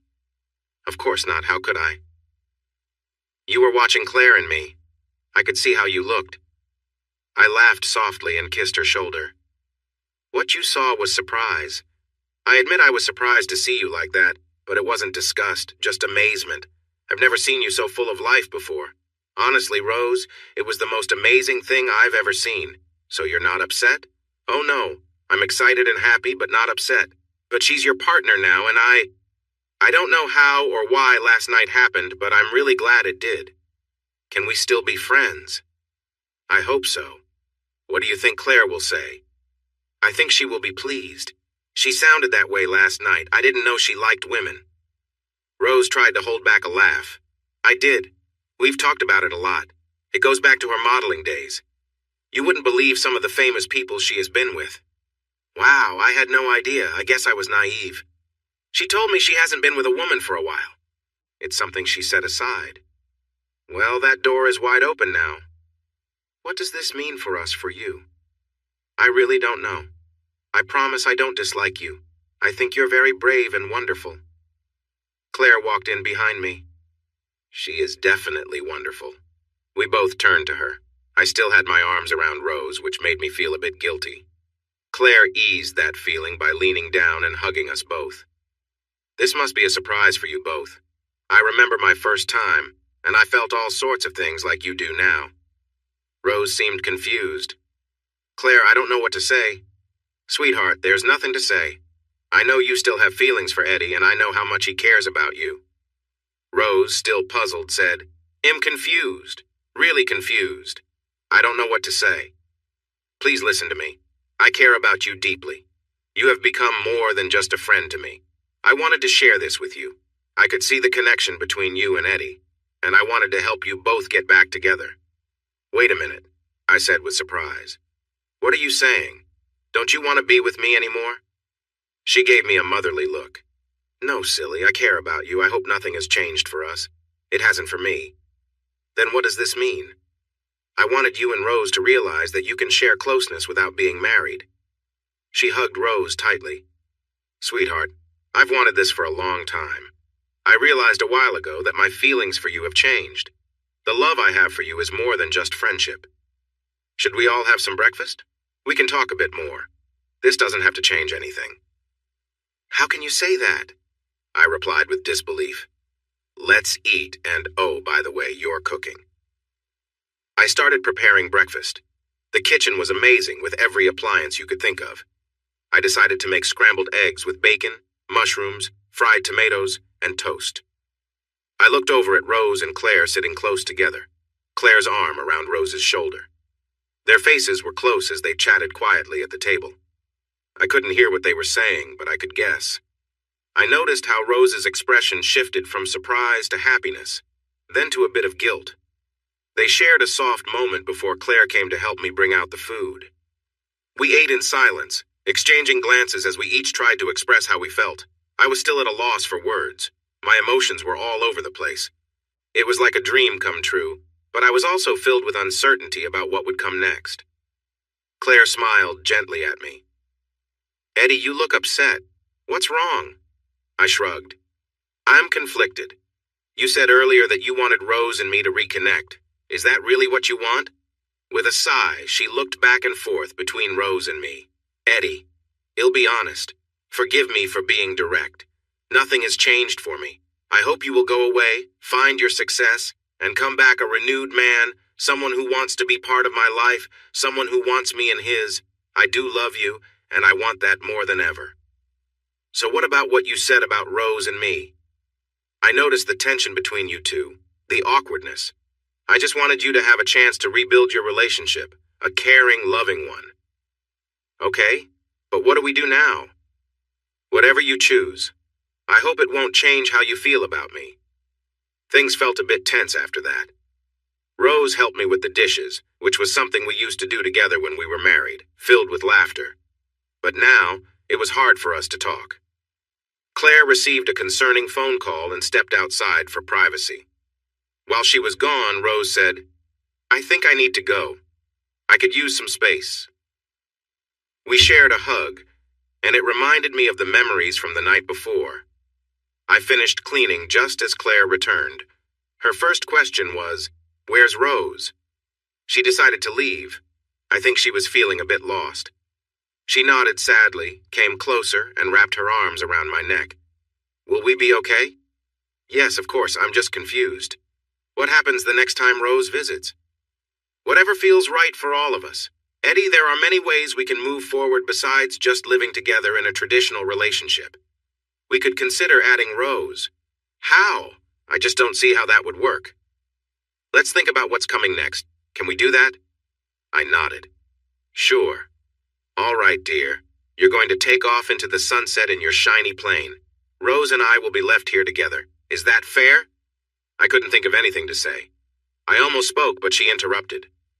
Would it bother you if Rose and I spent some nights together? That thought hit me hard like a sudden surprise. I carefully replied, You mean like, what does some nights mean?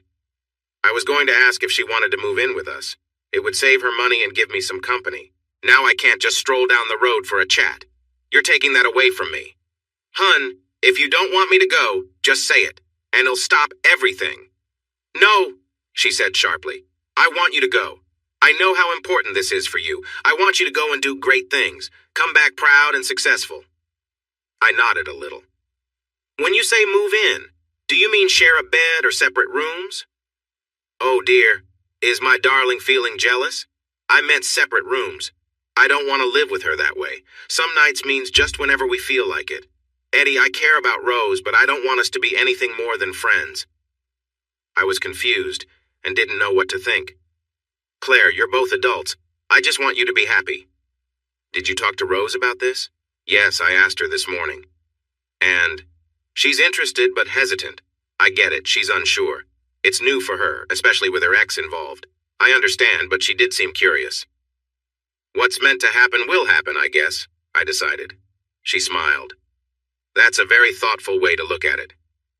She moved into my arms and we shared a warm hug. The next day, Rose arrived while I was preparing dinner. I peeked out of the caravan window and saw her get out of her little car. She peeked her head in the door.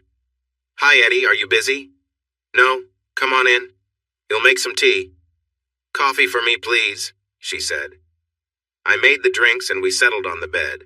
Sipping her coffee, she slowly asked, Has Claire talked to you about her offer? Yeah, we discussed it. What do you think of it? Well, I was surprised, but after the other night, I guess I shouldn't be, she chuckled. Yeah, that night was something, wasn't it? I nodded. The real question is, did you like it? With a shy smile, she said, Can we be honest? I nodded. I wouldn't expect anything less. Okay then, I loved it. I loved it for so many reasons. I've thought a lot about why it felt so special. Her cheeks grew redder. Does that surprise you? I've thought about it quite a bit too. No, it was wonderful. Her voice became softer, and I could hear the playful tone I remembered. Eddie, I loved it mainly because you were there with me. I've missed you so much. I never wanted us to be apart. I loved having you close. It was beautiful. I nodded while she took a sip of her coffee. Between her sips, she continued, The The second part is a bit tricky for me to say. I feel a strong bond with Claire. It's not love like most people think, but she has become such an important part of my life. When I didn't respond right away, she spoke again. I have often wondered what it would feel like to be close with a woman. Being with someone like Claire, who is so lovely and charming, it felt right, especially because of how I felt. Yeah, I can see how close you two have gotten. I'm sorry for being a bit gloomy this morning. I was just confused. I wanted to tell you how great the night was, but I didn't want you to think I was trying to complicate things with her. Yeah, it's definitely strange. I wanted to say thank you for a wonderful night, but I didn't know how to express that. No, dear, I understand. Our marriage is over. You're with Claire now. I'm not trying to get in the way. Her words stung. They were true, but hearing them made it all feel more real. She felt it too. I could see it on her face, in her wet eyes. We sat quietly, sipping our drinks, in a peaceful moment that surrounded us. So, have you thought about Claire's suggestion? I asked. She nodded. Yes, that's why I'm here. I want to go ahead with it. It makes sense financially. But before I decide, I wanted your approval. I don't want you to think I'm trying to take over. If you're not comfortable with this, please tell me. No, I think it's a good idea. She smiled playfully. You're okay with me being with your girlfriend? It's not like that, I chuckled. She laughed. Oh dear, there's so much we both have to learn. But trust me, there will be a connection. She gave me a quick kiss, and then went to speak to Claire. I was curious about what would happen next, but I didn't want to intrude. In situations like this, I often felt nervous about calling Claire.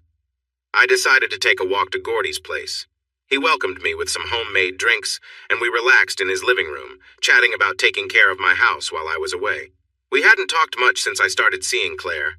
We had tried to keep things low-key, but once his wife was gone, he said, So, you and Claire, huh? You got everyone talking. Who told you? You have to be joking. It's the biggest topic around here. Everyone's talking about it. You're a bit of a celebrity now, you know, lad, Gordy said, grinning. I felt a bit of embarrassment, but laughed along. It's strange to think of it like that. Don't be modest. We're just glad Tony's out of the picture. Bit of a troublemaker, that one. Always trying to climb up the social ladder. No, we all reckon Claire's much better off. I replied. They didn't split up because of me, you know. I didn't even see Claire until after they broke up. I'm not like that. He nodded reassuringly. There were some rumors, but I set people straight. I know you. Thanks, mate. He gave me a knowing look. But if things are serious between you two, why are you off to build sandcastles in the desert? I laughed. Honestly, I need the money. The offer was too good to pass up. He leaned in and we clinked our glasses. He whispered as if it were a secret. Well, good luck, lad. Claire's a lovely woman.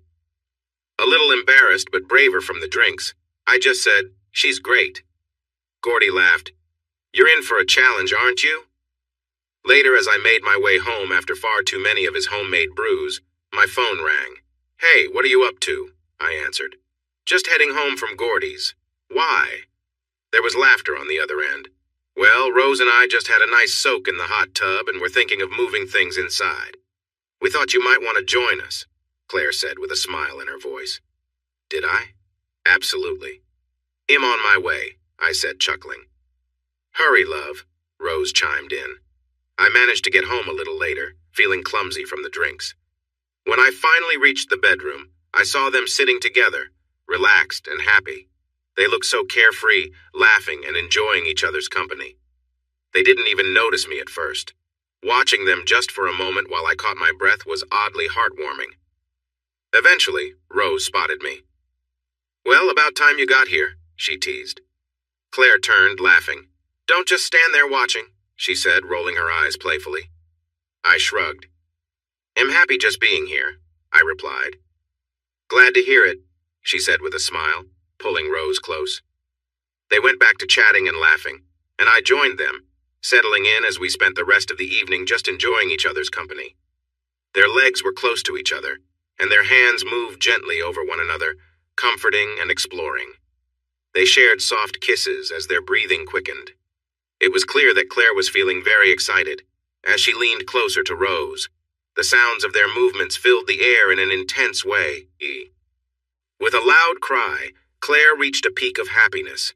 Though she seemed finished, Rose continued to move with great energy. I recognized that expression on Rose's face. Her eyes were closed, and she moved passionately. Watching them, I felt a bit out of place. What could I add to such a moment? As they relaxed, they invited me to join in. With two beautiful women beside me, they took turns showing me affection. They kissed around me gently and sweetly. Then Rose gently pushed me back and moved closer. Claire helped guide us together, joining in as she leaned forward gracefully. Not wanting to be left out, Claire turned and joined in too. Facing Rose, she connected with me warmly, making the moment more intense. They moved in sync, filling the space with laughter and warmth. I was surrounded by love and joy, feeling completely at peace. After that, we rested together, sharing gentle kisses and deep comfort, enjoying the moment late into the night. Time flew by, and soon I was preparing for my flight to the Emirates. I felt amazing as I reached the gate, embraced by two wonderful women who were sad to see me go. A few people around noticed, which made me feel proud. I was about to start an exciting journey. I felt a mix of emotions, especially sadness at leaving Claire and Rose behind. It was hard to think of separating from them. When I stepped outside the airport, the heat hit me hard, and I quickly began to sweat. Thankfully, a representative from the company arranged for a cab to take me to the hotel. I was there for a project to build a new pier station, and there was a camp set up nearby for accommodation. They showed me to my room, which was cozy and had everything I needed. I kept in touch with the girls often. We even managed to talk intimately a few times, though it was tricky while they were together. After the first month, when my salary was deposited, I began to think about what the future held. If I just saved my salary, I would have about £100,000 when my time here was done. That's a lot of money. But after chatting with some other engineers, I realized I could make even more. Many of them put their money into stocks and other investments. The engineers I spoke to had experience with this kind of work. They all suggested that to make the most of this chance, I should invest all my money. It made sense. The project took care of all our living costs. They provided food, a place to stay, and even clothes. I could save every single pound I earned. A few of the guys showed me how to invest over drinks at our camp. I watched them trade shares, buying and selling. They knew exactly what they were doing. I was really nervous. They were right. This was a great opportunity, but it was also a big risk. I could lose everything and waste a whole year. As I thought about my options, I remembered my talks with Rose. She was experienced with this, and I should ask her for help. Maybe there were simpler ways I could try. It was time to have a conversation. "Hey, Rose, are you busy?" "No, just finished my bath. Why?" "I need a favor." "Sure, what is it?" "I was hoping you could suggest a few trading websites. I'm thinking about giving it a shot." There was a brief silence before I explained what I was considering. "Okay, Eddie, you'll be honest. No matter what website you use, it will take time. If you're not ready to spend a lot of time on this, you could easily mess up."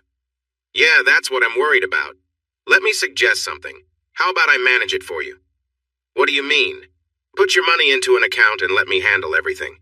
Eddie, I know you're hesitant, but you can trust me. It's not that I don't trust you. I'm just anxious. How about this? Put half of your money into an account and let me take care of it. If I can't double it in a few months, you can pull it out." "Double it?" I said, surprised. "Yes, double. It will be challenging, but I want to help you. We can set up the account in your name so you can check it any time. You won't be able to change anything, just look." "You really think you can do that?" "Yes." That's how Rose became my investment manager.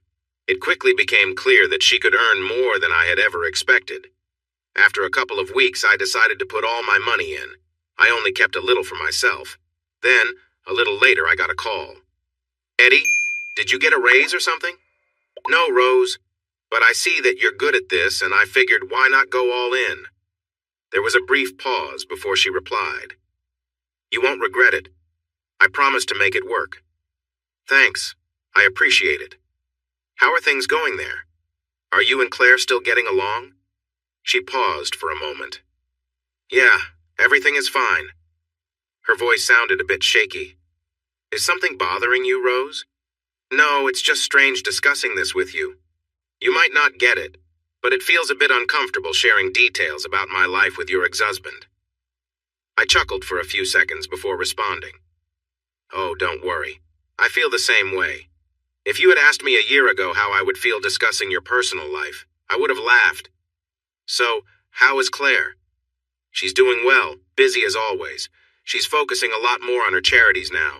She's even got me helping her with some tasks. What kind of tasks? Finding a new leader for her foundation. Oh, really? How is that going? I think I found the right person. I reached out and he is interested. Claire and I are having dinner with him on Friday. Good luck. Work was hectic, the pay was decent, but they really worked us hard. The hours were long and exhausting, especially at the job site. The heat was intense, and the place was vast. My main task was managing the water treatment plant and the cooling systems. We were a little behind schedule, which meant a big push was needed. For the next week, Claire and I hardly spoke. Before that, we talked every night. I finally found a moment to call her on Sunday night. Hello, darling, she said warmly. How are you? I'm doing all right. Sorry for not calling. It's all right, my love. I know how busy you've been. Still, I should have called. What's new? Is Rose still there? Yes, Rose is still here. Things have been hectic. Oh, right. How's the search for the new leader going? She laughed a little and said, It's going very well. We have met several times. I think he is a great fit. Rose thinks so too. When does he start? We're still in talks. He's coming over for dinner tonight. Is he good looking? I asked jokingly. Oh, darling, you have no idea. I'm trying to set him up with Rose. He's wonderful. Oh no, you're playing matchmaker again. Claire, you know she doesn't like that. Not this time, my love. I can tell she's interested. Well, good luck. But remember, I said so. A couple of days passed before I had a chance to call again. Claire didn't pick up, but Rose did. I jumped right in. How's the new guy? Please stop. He isn't interested in me at all. He's nice, but that's it. Oh, sorry to hear that. Is he involved with someone? No, but he's quite taken with your girlfriend. That surprised me, but I tried to stay calm. Can't blame him, I guess. He'll have to count on you to keep her happy. I think that joke might have crossed the line because she responded sharply. Excuse me? Sorry, I was just joking. Well, it's not funny and I don't appreciate it. That pretty much ended our chat. I called Claire on her phone. She didn't pick up right away. It took a few rings before she answered. Hello, Eddie. How are things going? Good. What about you? How has your day been? Oh, I had a wonderful day. We convinced Howard to take the CEO position. That's great. Where are you? I tried calling your home. I'm out celebrating with Howard. I tried to get Rose to join us, but she wasn't interested. Silly girl. How is your matchmaking going? Not so well. Rose hasn't been very helpful. Told you so. Yes, I remember. So how are you and Howard getting along? Very well. He is quite charming. I really wish Rose would see him the way I do. And how is that? I think she realized she might have said too much. Her pause spoke volumes. He's very charismatic. He'll be great for the charity. Is he handsome? Yes, he is. I wouldn't have tried to interest Rose if he weren't. Do you find him attractive? Yes, I do. Look, we're out right now. Could I call you when I get back home? That depends on when you get home. I have an important day tomorrow and I don't want a late night. It's already late here. Maybe we can talk tomorrow? Of course. I'm sorry we haven't talked much lately. I've been caught up with everything. It's okay, Claire. We can chat tomorrow. After hanging up, I wondered why I wasn't upset. If it had been Rose out with Howard, I think I would have felt different. The next morning I saw a text from Rose. Sorry for being short with you. It's not your fault. It was 5:30 a.m. my time, about 2 a.m. for her. I chose not to wake her. The day flew by as usual. We had our typical challenges. Most of the engineers on the project were from other countries. Many were expats, especially from India. They were good engineers, but the language barrier made things tough. That added to my stress. A couple of days went by before I spoke to both of them again. The conversation felt strange. I sensed an unusual vibe. I wasn't sure if it was them or me. The next day I called again, and this time I got Rose. She sounded tense. Hi, Eddie. Hi, Rose. Is Claire there? There was that same hesitation from our recent calls. No, she's out. Oh, where did she go? Eddie, I don't want to discuss this. She's out, okay? What's going on? I said I don't want to talk about it. When do you expect her back? I'm not sure. She'll probably be late again. Who is she with? Eddie, I'm not discussing this with you. Rose, you're making me worried. Eddie, just call her and talk it out, okay? Yeah, thanks for nothing. It's not fair to put me in the middle. Please just speak to her. I called her right away. It rang and rang until it went to voicemail. I tried again, and this time she answered. Hello, darling. How are you? I'm okay. I just called home looking for you and had a strange talk with Rose. Is everything all right with you two? Not really. She's a bit upset, but we can work it out. How have you been? I'm fine. Where are you? I'm out with friends. Friends? Anyone I know? No, Eddie, nobody you'd recognize. Claire, I don't want to sound suspicious, but Rose wouldn't tell me where you were or who you were with. She seemed upset. Oh dear, that's not good. I'll talk to her when I get home. So who are you with? There was a long pause. I'm with Howard, the new CEO. You said you were with friends. Who else is with you? Sorry for the confusion. It's just Howard and me. Could you call me when you get home so we can talk privately? Sure, but it might be late. Claire, should I be worried about this? I'm confused about what's happening. I promise I'll call you as soon as I get back. She hung up, and I put the phone down, letting out a long sigh. Rose's attitude made it clear how she felt about the situation. Is Claire getting too close to this guy? I waited for what felt like forever. Finally, the phone rang, and I saw it was 2 in the morning. Hello, Eddie. Sorry it's so late. I hope I didn't wake you. No, I've been waiting for your call. I didn't expect it would be this late. I'm sorry, darling. Howard and I lost track of time. He's a nice guy. Let's cut to the chase. Is there something going on between you two? I heard her sigh. If you're asking if we're involved romantically, the answer is no. We've just had dinner a few times, that's all. Then why is Rose so upset? She thinks him being unfaithful. She doesn't like that him spending time with Howard. Claire, I don't mind if you go out for dinner or whatever, but all I ask is for honesty if it's something more. Eddie, I'm a little hurt that you would think that of me. It feels offensive. I'm sorry you feel that way, but what else was I to think? I understand, but really you need to trust me. Just one question. Are you interested in him? That long pause returned. I guess you could say I find Howard fun. We're the same age, have similar interests, and he's quite charming. I enjoy spending time with him. Does that mean I should feel bad? Don't say that, Eddie. Nothing wrong has happened. We are just friends. I thought you wanted him to be with Rose, she sighed. I tried to make that happen, but she didn't seem interested. We went out together a few times, but she just didn't connect with Howard. So you decided to be close to him yourself? We're not dating. We're just two friends who are working together. We have some things in common. That's it. Now stop acting jealous. It's frustrating. Frustrating? How do you think I feel? My girlfriend is out every night with another guy. Edwin, if you keep making these silly accusations, I will hang up. I haven't done anything wrong. Hang up. I wouldn't give her that. I ended the call and turned off my phone. That night I didn't sleep much. My mind was full of feelings, anger, jealousy, confusion. What could I do from so far away? I couldn't just go confront him. The alarm ringing woke me up to a new day, and it was a busy one.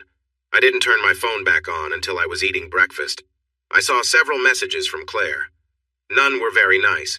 She made it clear what she thought of my actions. She called me childish and insecure. It reminded me of my arguments with Rose when I thought she liked Tony.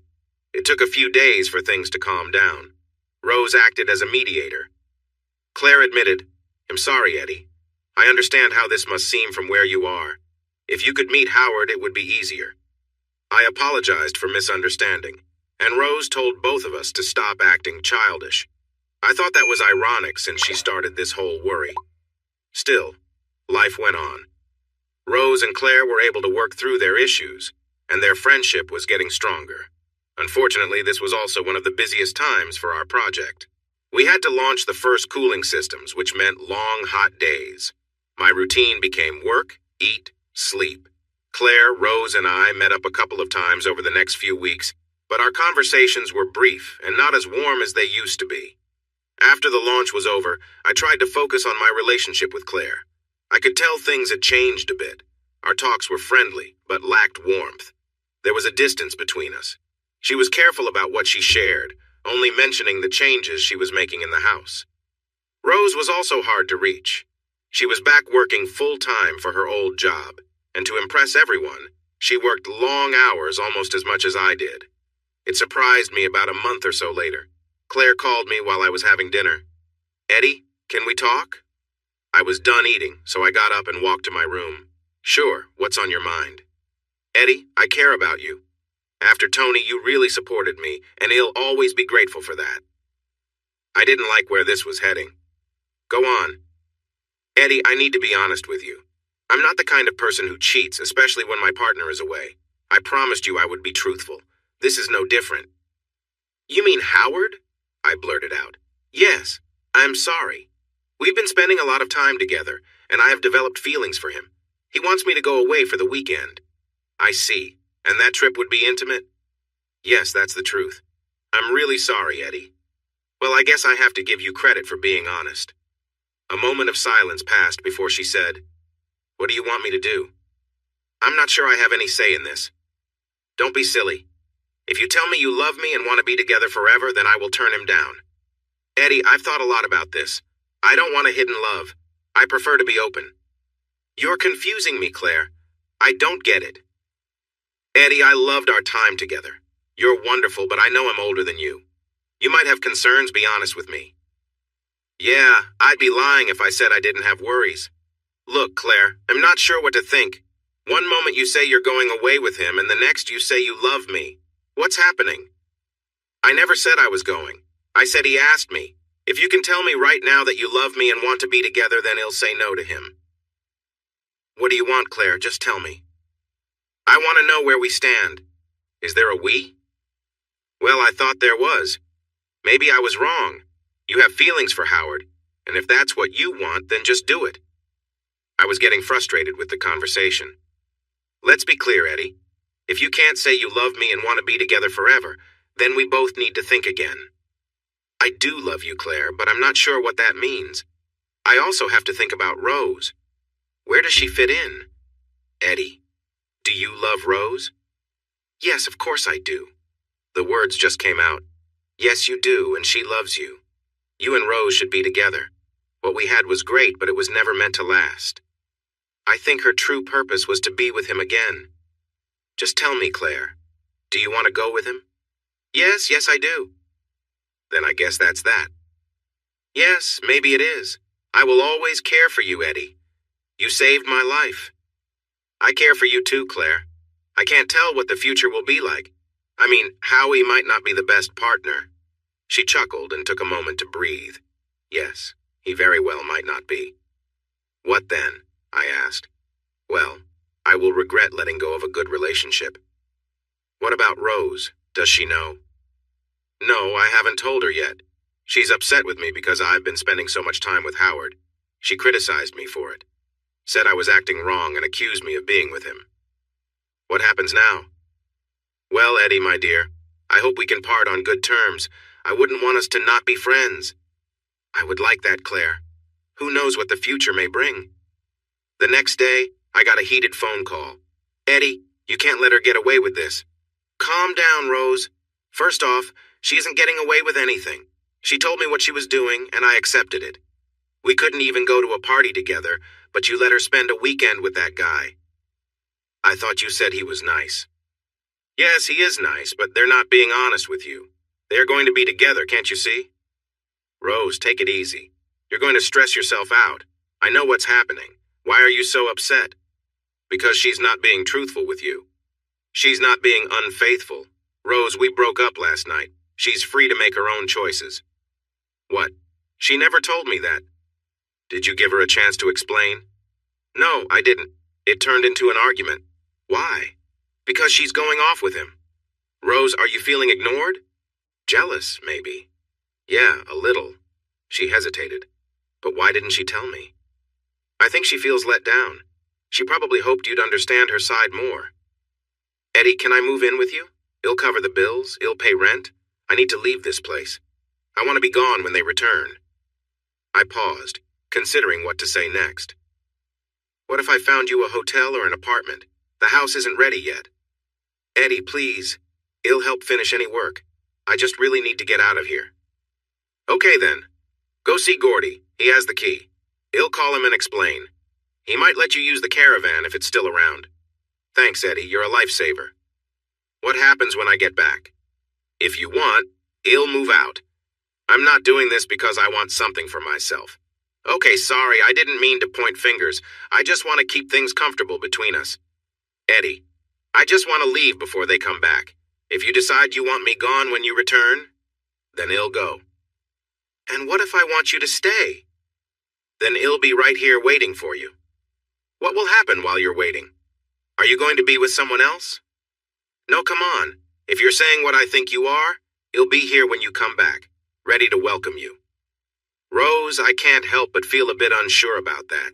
We have a past, you know, Felix and Tony.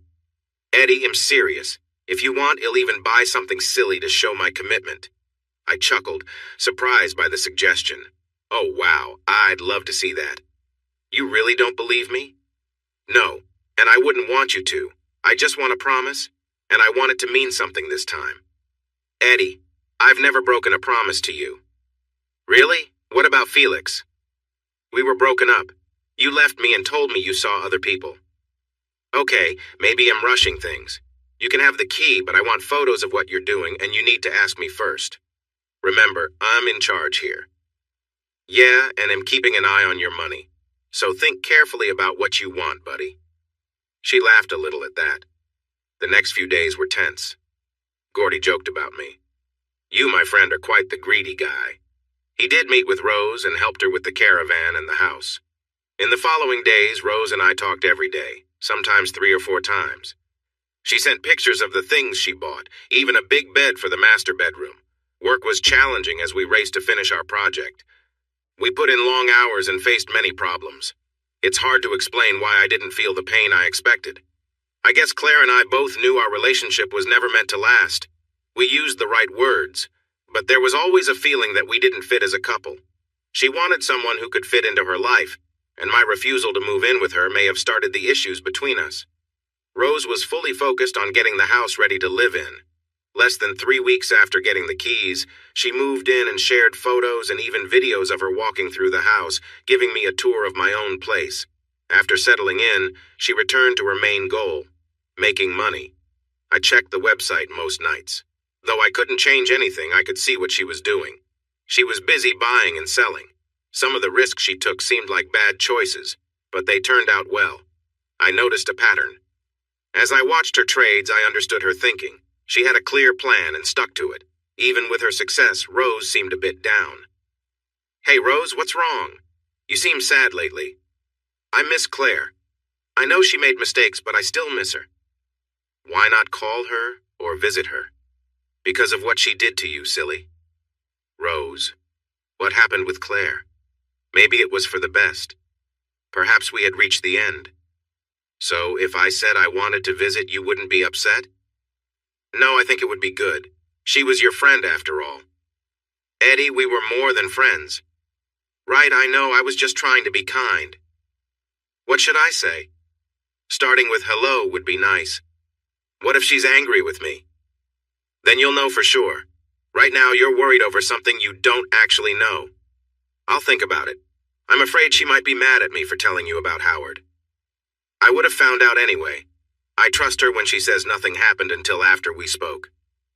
2 days later, I got a call. Hi, dear. I wanted to say thank you. Rose told me you encouraged her to visit. Don't thank me, Claire. She wanted to go. I just supported her. Well, I'm really glad you did. I've missed her a lot. I wanted to call, but she seemed upset with me. But I think we're okay now. We had lunch at Finnegan's. It was nice. That's great to hear. How have you been? Wonderful, dear. Besides missing you and Rose, I've finished redecorating. Tony is out of my life now. I do miss you, dear. Your funny remarks. Can we still be friends? Yes, I'd like that too. The project finished earlier than planned, so some of us were let go early. We collected our bonuses and headed home. In a burst of excitement, I decided to surprise everyone. I had 2 weeks before I was supposed to return to the UK.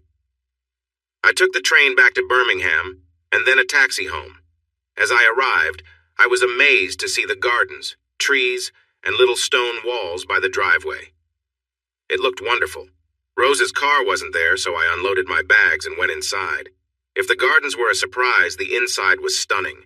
The space was no longer empty. It had furniture, rugs, and the kitchen had top-notch appliances. I walked through the house, peeking into every room. All were empty, except the master bedroom. I left my bags in the master and stepped outside to look around. There wasn't much to see in the backyard, just a couple of trees planted there. Walking around the living area, I looked closer. The fridge was full of fresh food. The TV was huge, and there was a powerful stereo and a DVD player. I sank into one of the big, comfy chairs and put my feet up, trying to gather my thoughts. Rose had sent me pictures of her place, but they didn't show how lovely it really was. She had done such a wonderful job decorating. It felt warm and inviting, just like home. Suddenly, I heard a car pull up outside. I jumped up and hurried to the window. I could see Rose getting out of her car, carrying a few grocery bags as she made her way to the door. As she opened the door, I stepped back, not wanting to startle her. She looked a bit puzzled, probably wondering why the door was open. She set the bags down on the bench and turned towards me. "Hello, Rose," I whispered softly. Her expression shifted from worry to surprise. "Oh my God, Eddie! Hey, Rose, surprise!" She rushed over to me, wrapping her arms around me. I was caught off guard, trying to keep my balance as we connected. I stumbled back into the living room and fell onto the sofa. She sat down next to me, and our eyes met. "What happened? You weren't supposed to be home for weeks. I was going to come and get you." "We finished early, so they let us go." "Why didn't you call? I wanted to pick you up." "It was a surprise." "I was hoping to catch you off guard." She laughed and said, "If my surprise is in the bedroom, it probably needs new batteries after all the use it's had recently." "Sure, that's a likely story." She shot me a playful glare. "Seriously?" I smiled, realizing my joke may have missed the mark. "I was just joking." She nudged me lightly. "Well, it's not funny." Then she asked, almost shyly, "So, what do you think of the place?" "It looks amazing. You've done a great job." "Thank goodness you like it. I've been so nervous you wouldn't. The landscaping out front looks really nice. I didn't know you were into gardening." "Cheeky," she replied, grinning. "Beth helped me. She's actually really nice once you get to know her. She gave me most of the plants since she runs her own nursery." "Yeah, I know her. She's lovely." "I don't know what you did, but she thinks you're wonderful. You must have really impressed her." "I get along well with middle-aged women. They often see me as charming." "Please, she thinks you're a nice guy." "That's because I am." We shared a light kiss before I asked, "How are things going between you and Claire now?" "Actually pretty good. Things were tough for a while, but after our talk, I decided to reach out to her. It was a bit awkward at first, but after a few visits, we opened up about everything. There were tears, but talking helped me realize how much I love her, and I think she feels the same way. We managed to move past the jealousy." "Jealousy?" I asked. "Yeah, I had to face it. I was feeling jealous. I felt like she was pushing both of us away. You might not believe it, but I liked her too." She hugged me tightly and I whispered, "I knew that. It was clear." I don't think she realized that. I know she was seeing him, but I don't think they got close until after we parted ways. Maybe in some ways, but feelings are different. The truth is, Rose, I don't think either of us was really committed in the first place. We both had fun, but it was never meant to last. Still, it did help her through a tough time, and that's what matters. She sighed. "You're probably right, but she sure moved on quickly." "What's he like?" She hesitated. "If you hadn't been with her at the time, I would say he's great for her. He really is very kind." "I'm glad to hear that. She needed someone who would be there for her." "There's definitely something strong between them. He's truly in love with her, and she lights up like a happy schoolgirl when she's with him." I said, "Rose, I'm happy for her. I mean that. Our relationship gave me something important even if I can't explain it. I needed it just as much as she did." She smiled warmly at me. "I'm just happy to have you back. What do you want for dinner on your first night home?" Something simple. She hurried into the kitchen to get started. I called after her. "I'm going to take a shower and change." The shower felt great. It was the first time in the house. I stood under the warm water, enjoying the soothing feel. I took my time, letting it wash away my thoughts. Rose, what to do now? She clearly hoped this was a fresh start. I felt a bit uneasy, like I was being pushed in a direction I wasn't sure about. Rose had taken what she wanted and moved into what was supposed to be my home. It was hard to feel angry with her. Maybe it was fair since I had seen how she turned my savings into a nice investment. She hadn't doubled my money, but it was close. With that money still growing, I didn't have to rush to find a new job. I could choose carefully and wait for the right opportunity. I changed into fresh clothes and walked into the kitchen. Dinner was already on the table. Rose smiled as I sat down across from her. The smell of the seared pork chops made my mouth water. She raised her glass and reached over to clink with mine. As our glasses met with a cheerful sound, she said, "To new beginnings." After taking a sip, I asked, "So, what's next?" She tried to smile, but her face looked a bit tense. She answered softly, "I guess that's up to you. There's a lot to consider, but remember you promised to move out when I got back." With a pained expression, she asked quietly, "Is that what you want?" "I'm not sure. I'm feeling confused. When I started building this house, I thought I knew exactly where I was going. But now I feel completely lost. Eddie, I can only tell you how I feel. I love you. I always have. I've made mistakes, everyone does. I hoped that while you were away, you'd have a change of heart and come back ready to start fresh. I want us to try again. Is that even possible, Rose? I'm not sure anymore. Just answer me this. Do you still love me?" She looked directly at me, her eyes searching for truth. "Yes, I do, but I'm not sure it's enough. Love needs other things to survive: trust, respect, understanding. I'm not certain we still have those." "Eddie, I have all those things for you." "Are you sure, Rose?" "I'm scared because I remember how quickly things changed. When you started listening to Tony, it felt like you lost all respect for me. It happened once, what's to stop it from happening again?" "I never stopped respecting you. I regret ever letting him sway me. It was a huge mistake, but I never lost respect for you." Well, it sure didn't feel that way. The smell and taste of the meal took over, and we both set the conversation aside while we ate. The wine was perfect, a great choice. Later, as we washed the dishes together, she finally spoke up. "Eddie, what do we have to lose? I don't want to leave. I don't want to waste any more time. I want to be your wife again. I want to go back to when we were young, when everything felt so good and right." She turned to me, her hands resting on my shoulders, her face close to mine. "Please, Eddie, let me be your wife again." Her lips met mine, and in that moment, it felt like no time had passed at all. The warmth between us was undeniable, pulling us back to memories of our younger days together. The room was filled with soft light streaming through the window, casting a gentle glow over everything. I reached out, touching her face as we shared a quiet, close moment. She looked at me, her eyes warm and full of trust. We held each other tightly, feeling safe and close, as if time itself had paused just for us. Our laughter filled the space as we talked, sharing stories and little secrets, connecting in a way that made everything else feel far away. She reached for my hand, pulling me closer, and we lay side by side, simply enjoying each other's presence. As we settled in, there was a calmness, a peace, and a kind of joy that felt almost magical. We held each other, finding comfort in every small gesture, every gentle smile, and every touch. The warmth of the moment wrapped around us, and nothing else seemed to matter. It was just us, together, in that perfect, quiet moment of closeness. I gave in to the strong feeling of love and warmth that filled my chest. We embraced, and Rose wrapped her legs around me, holding on tightly as our connection deepened. Our closeness grew stronger, and we held each other with such intensity, as if nothing else mattered. When we finally paused, exhausted yet content, our faces glistened with a light sheen, and we lay together, our breathing slow and steady, wrapped in the comfort of a quiet moment. I kissed her softly, a gentle gesture that spoke of our shared joy and peace.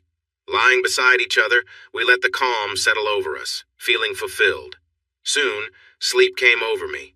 With Rose's warm body close, I drifted off into a deep, peaceful rest. It was late morning when I awoke to sunlight filling the room.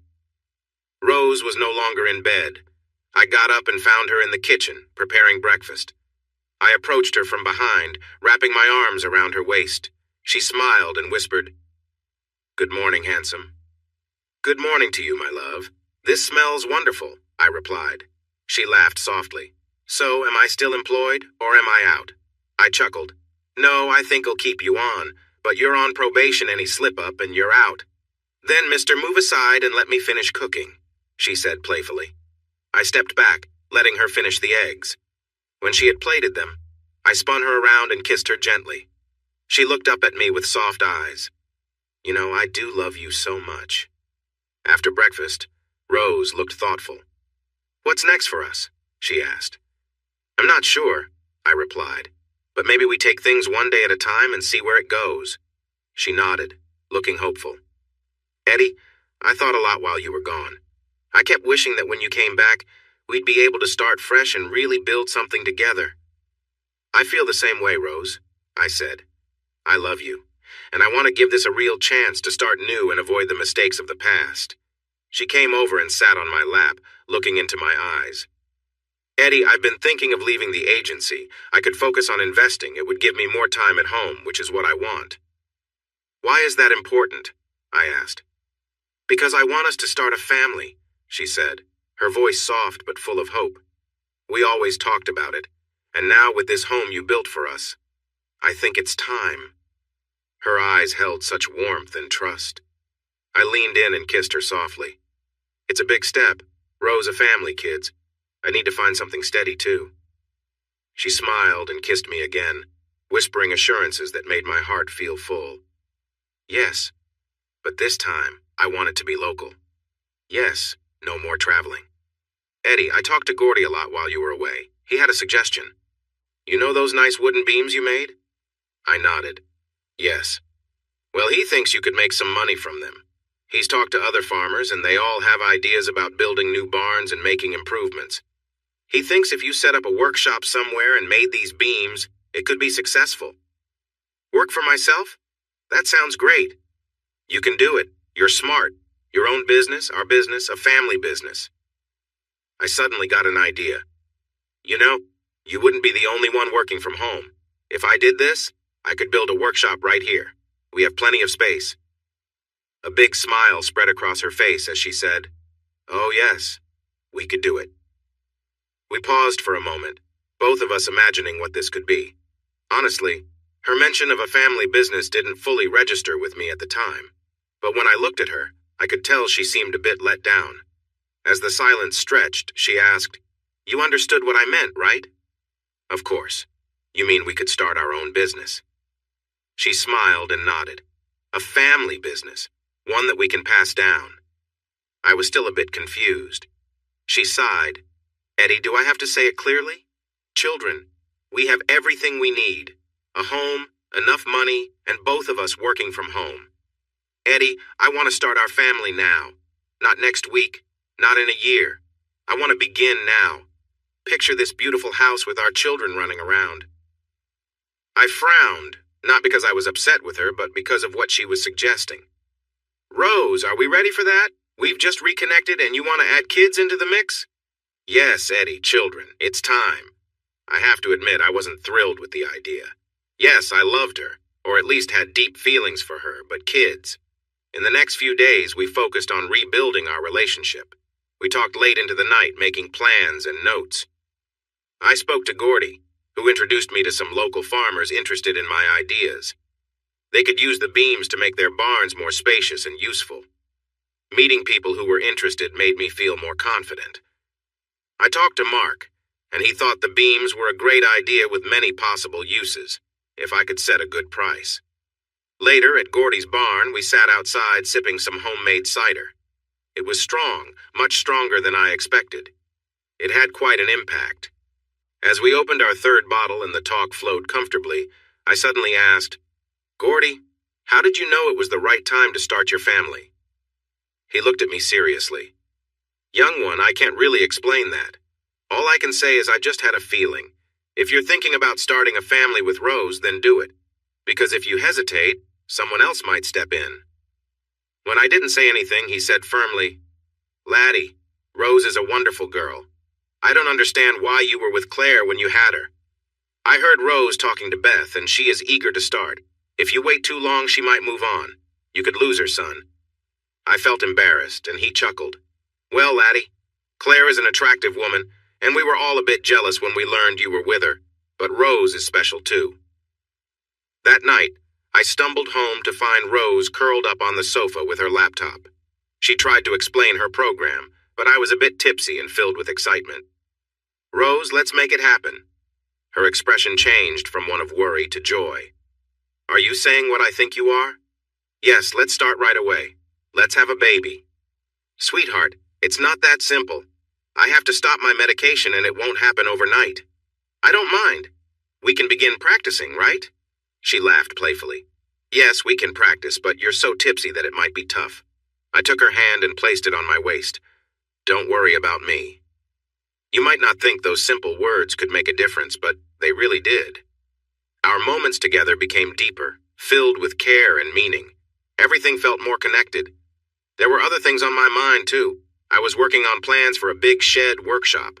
I bought proper tools and started looking for affordable steel suppliers. I didn't want a pre-made shed. I wanted to design and build my own. I was determined to show off my creative ideas. The shed would serve as my display. I knew Rose still saw Claire pretty often, but I hadn't seen or spoken to her since I returned. I wanted to reach out, but I wasn't sure how. I worried that Rose might misunderstand my intentions. I didn't need to stress over it, though, because Rose brought it up herself.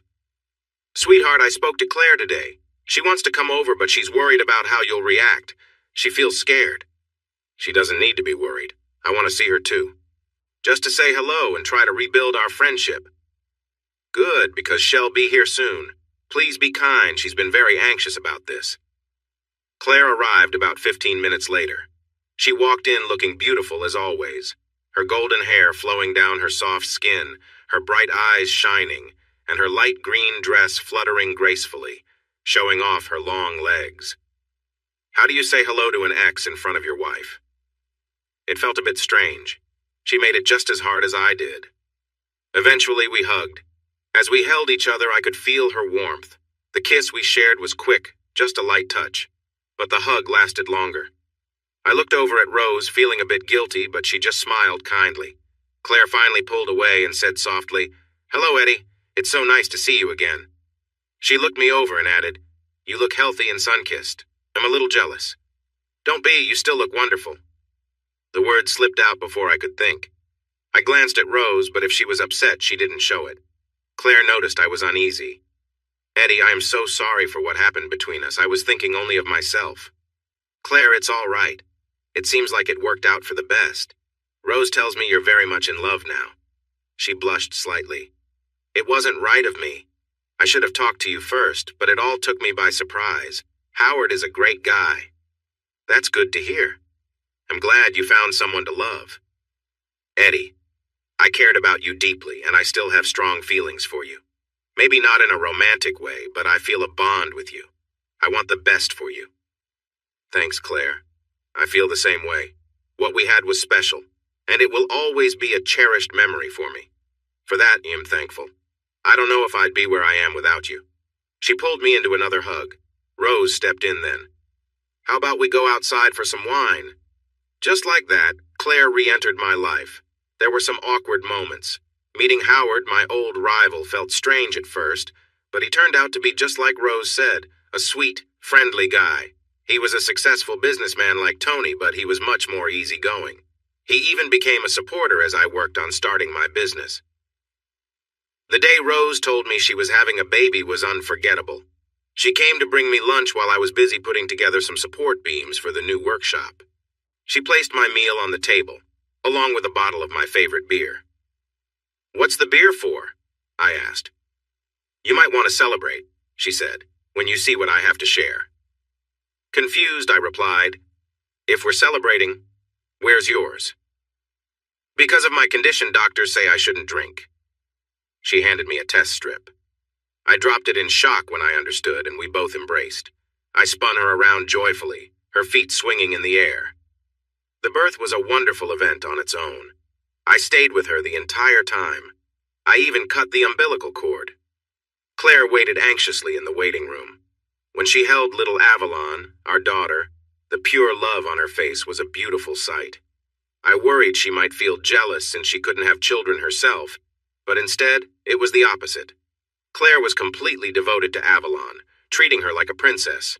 Avalon wanted for nothing, and it was hard to take her away from Claire's loving embrace. The feelings were mutual, too. There was a strong connection between them right from the start. It's interesting how life unfolds. Hey, everyone! Thanks for watching. Don't forget to subscribe and turn on notifications so you won't miss any of the exciting stories we have coming up. What do you think about the characters in this story? Let us know in the comments. We'd love to hear from you.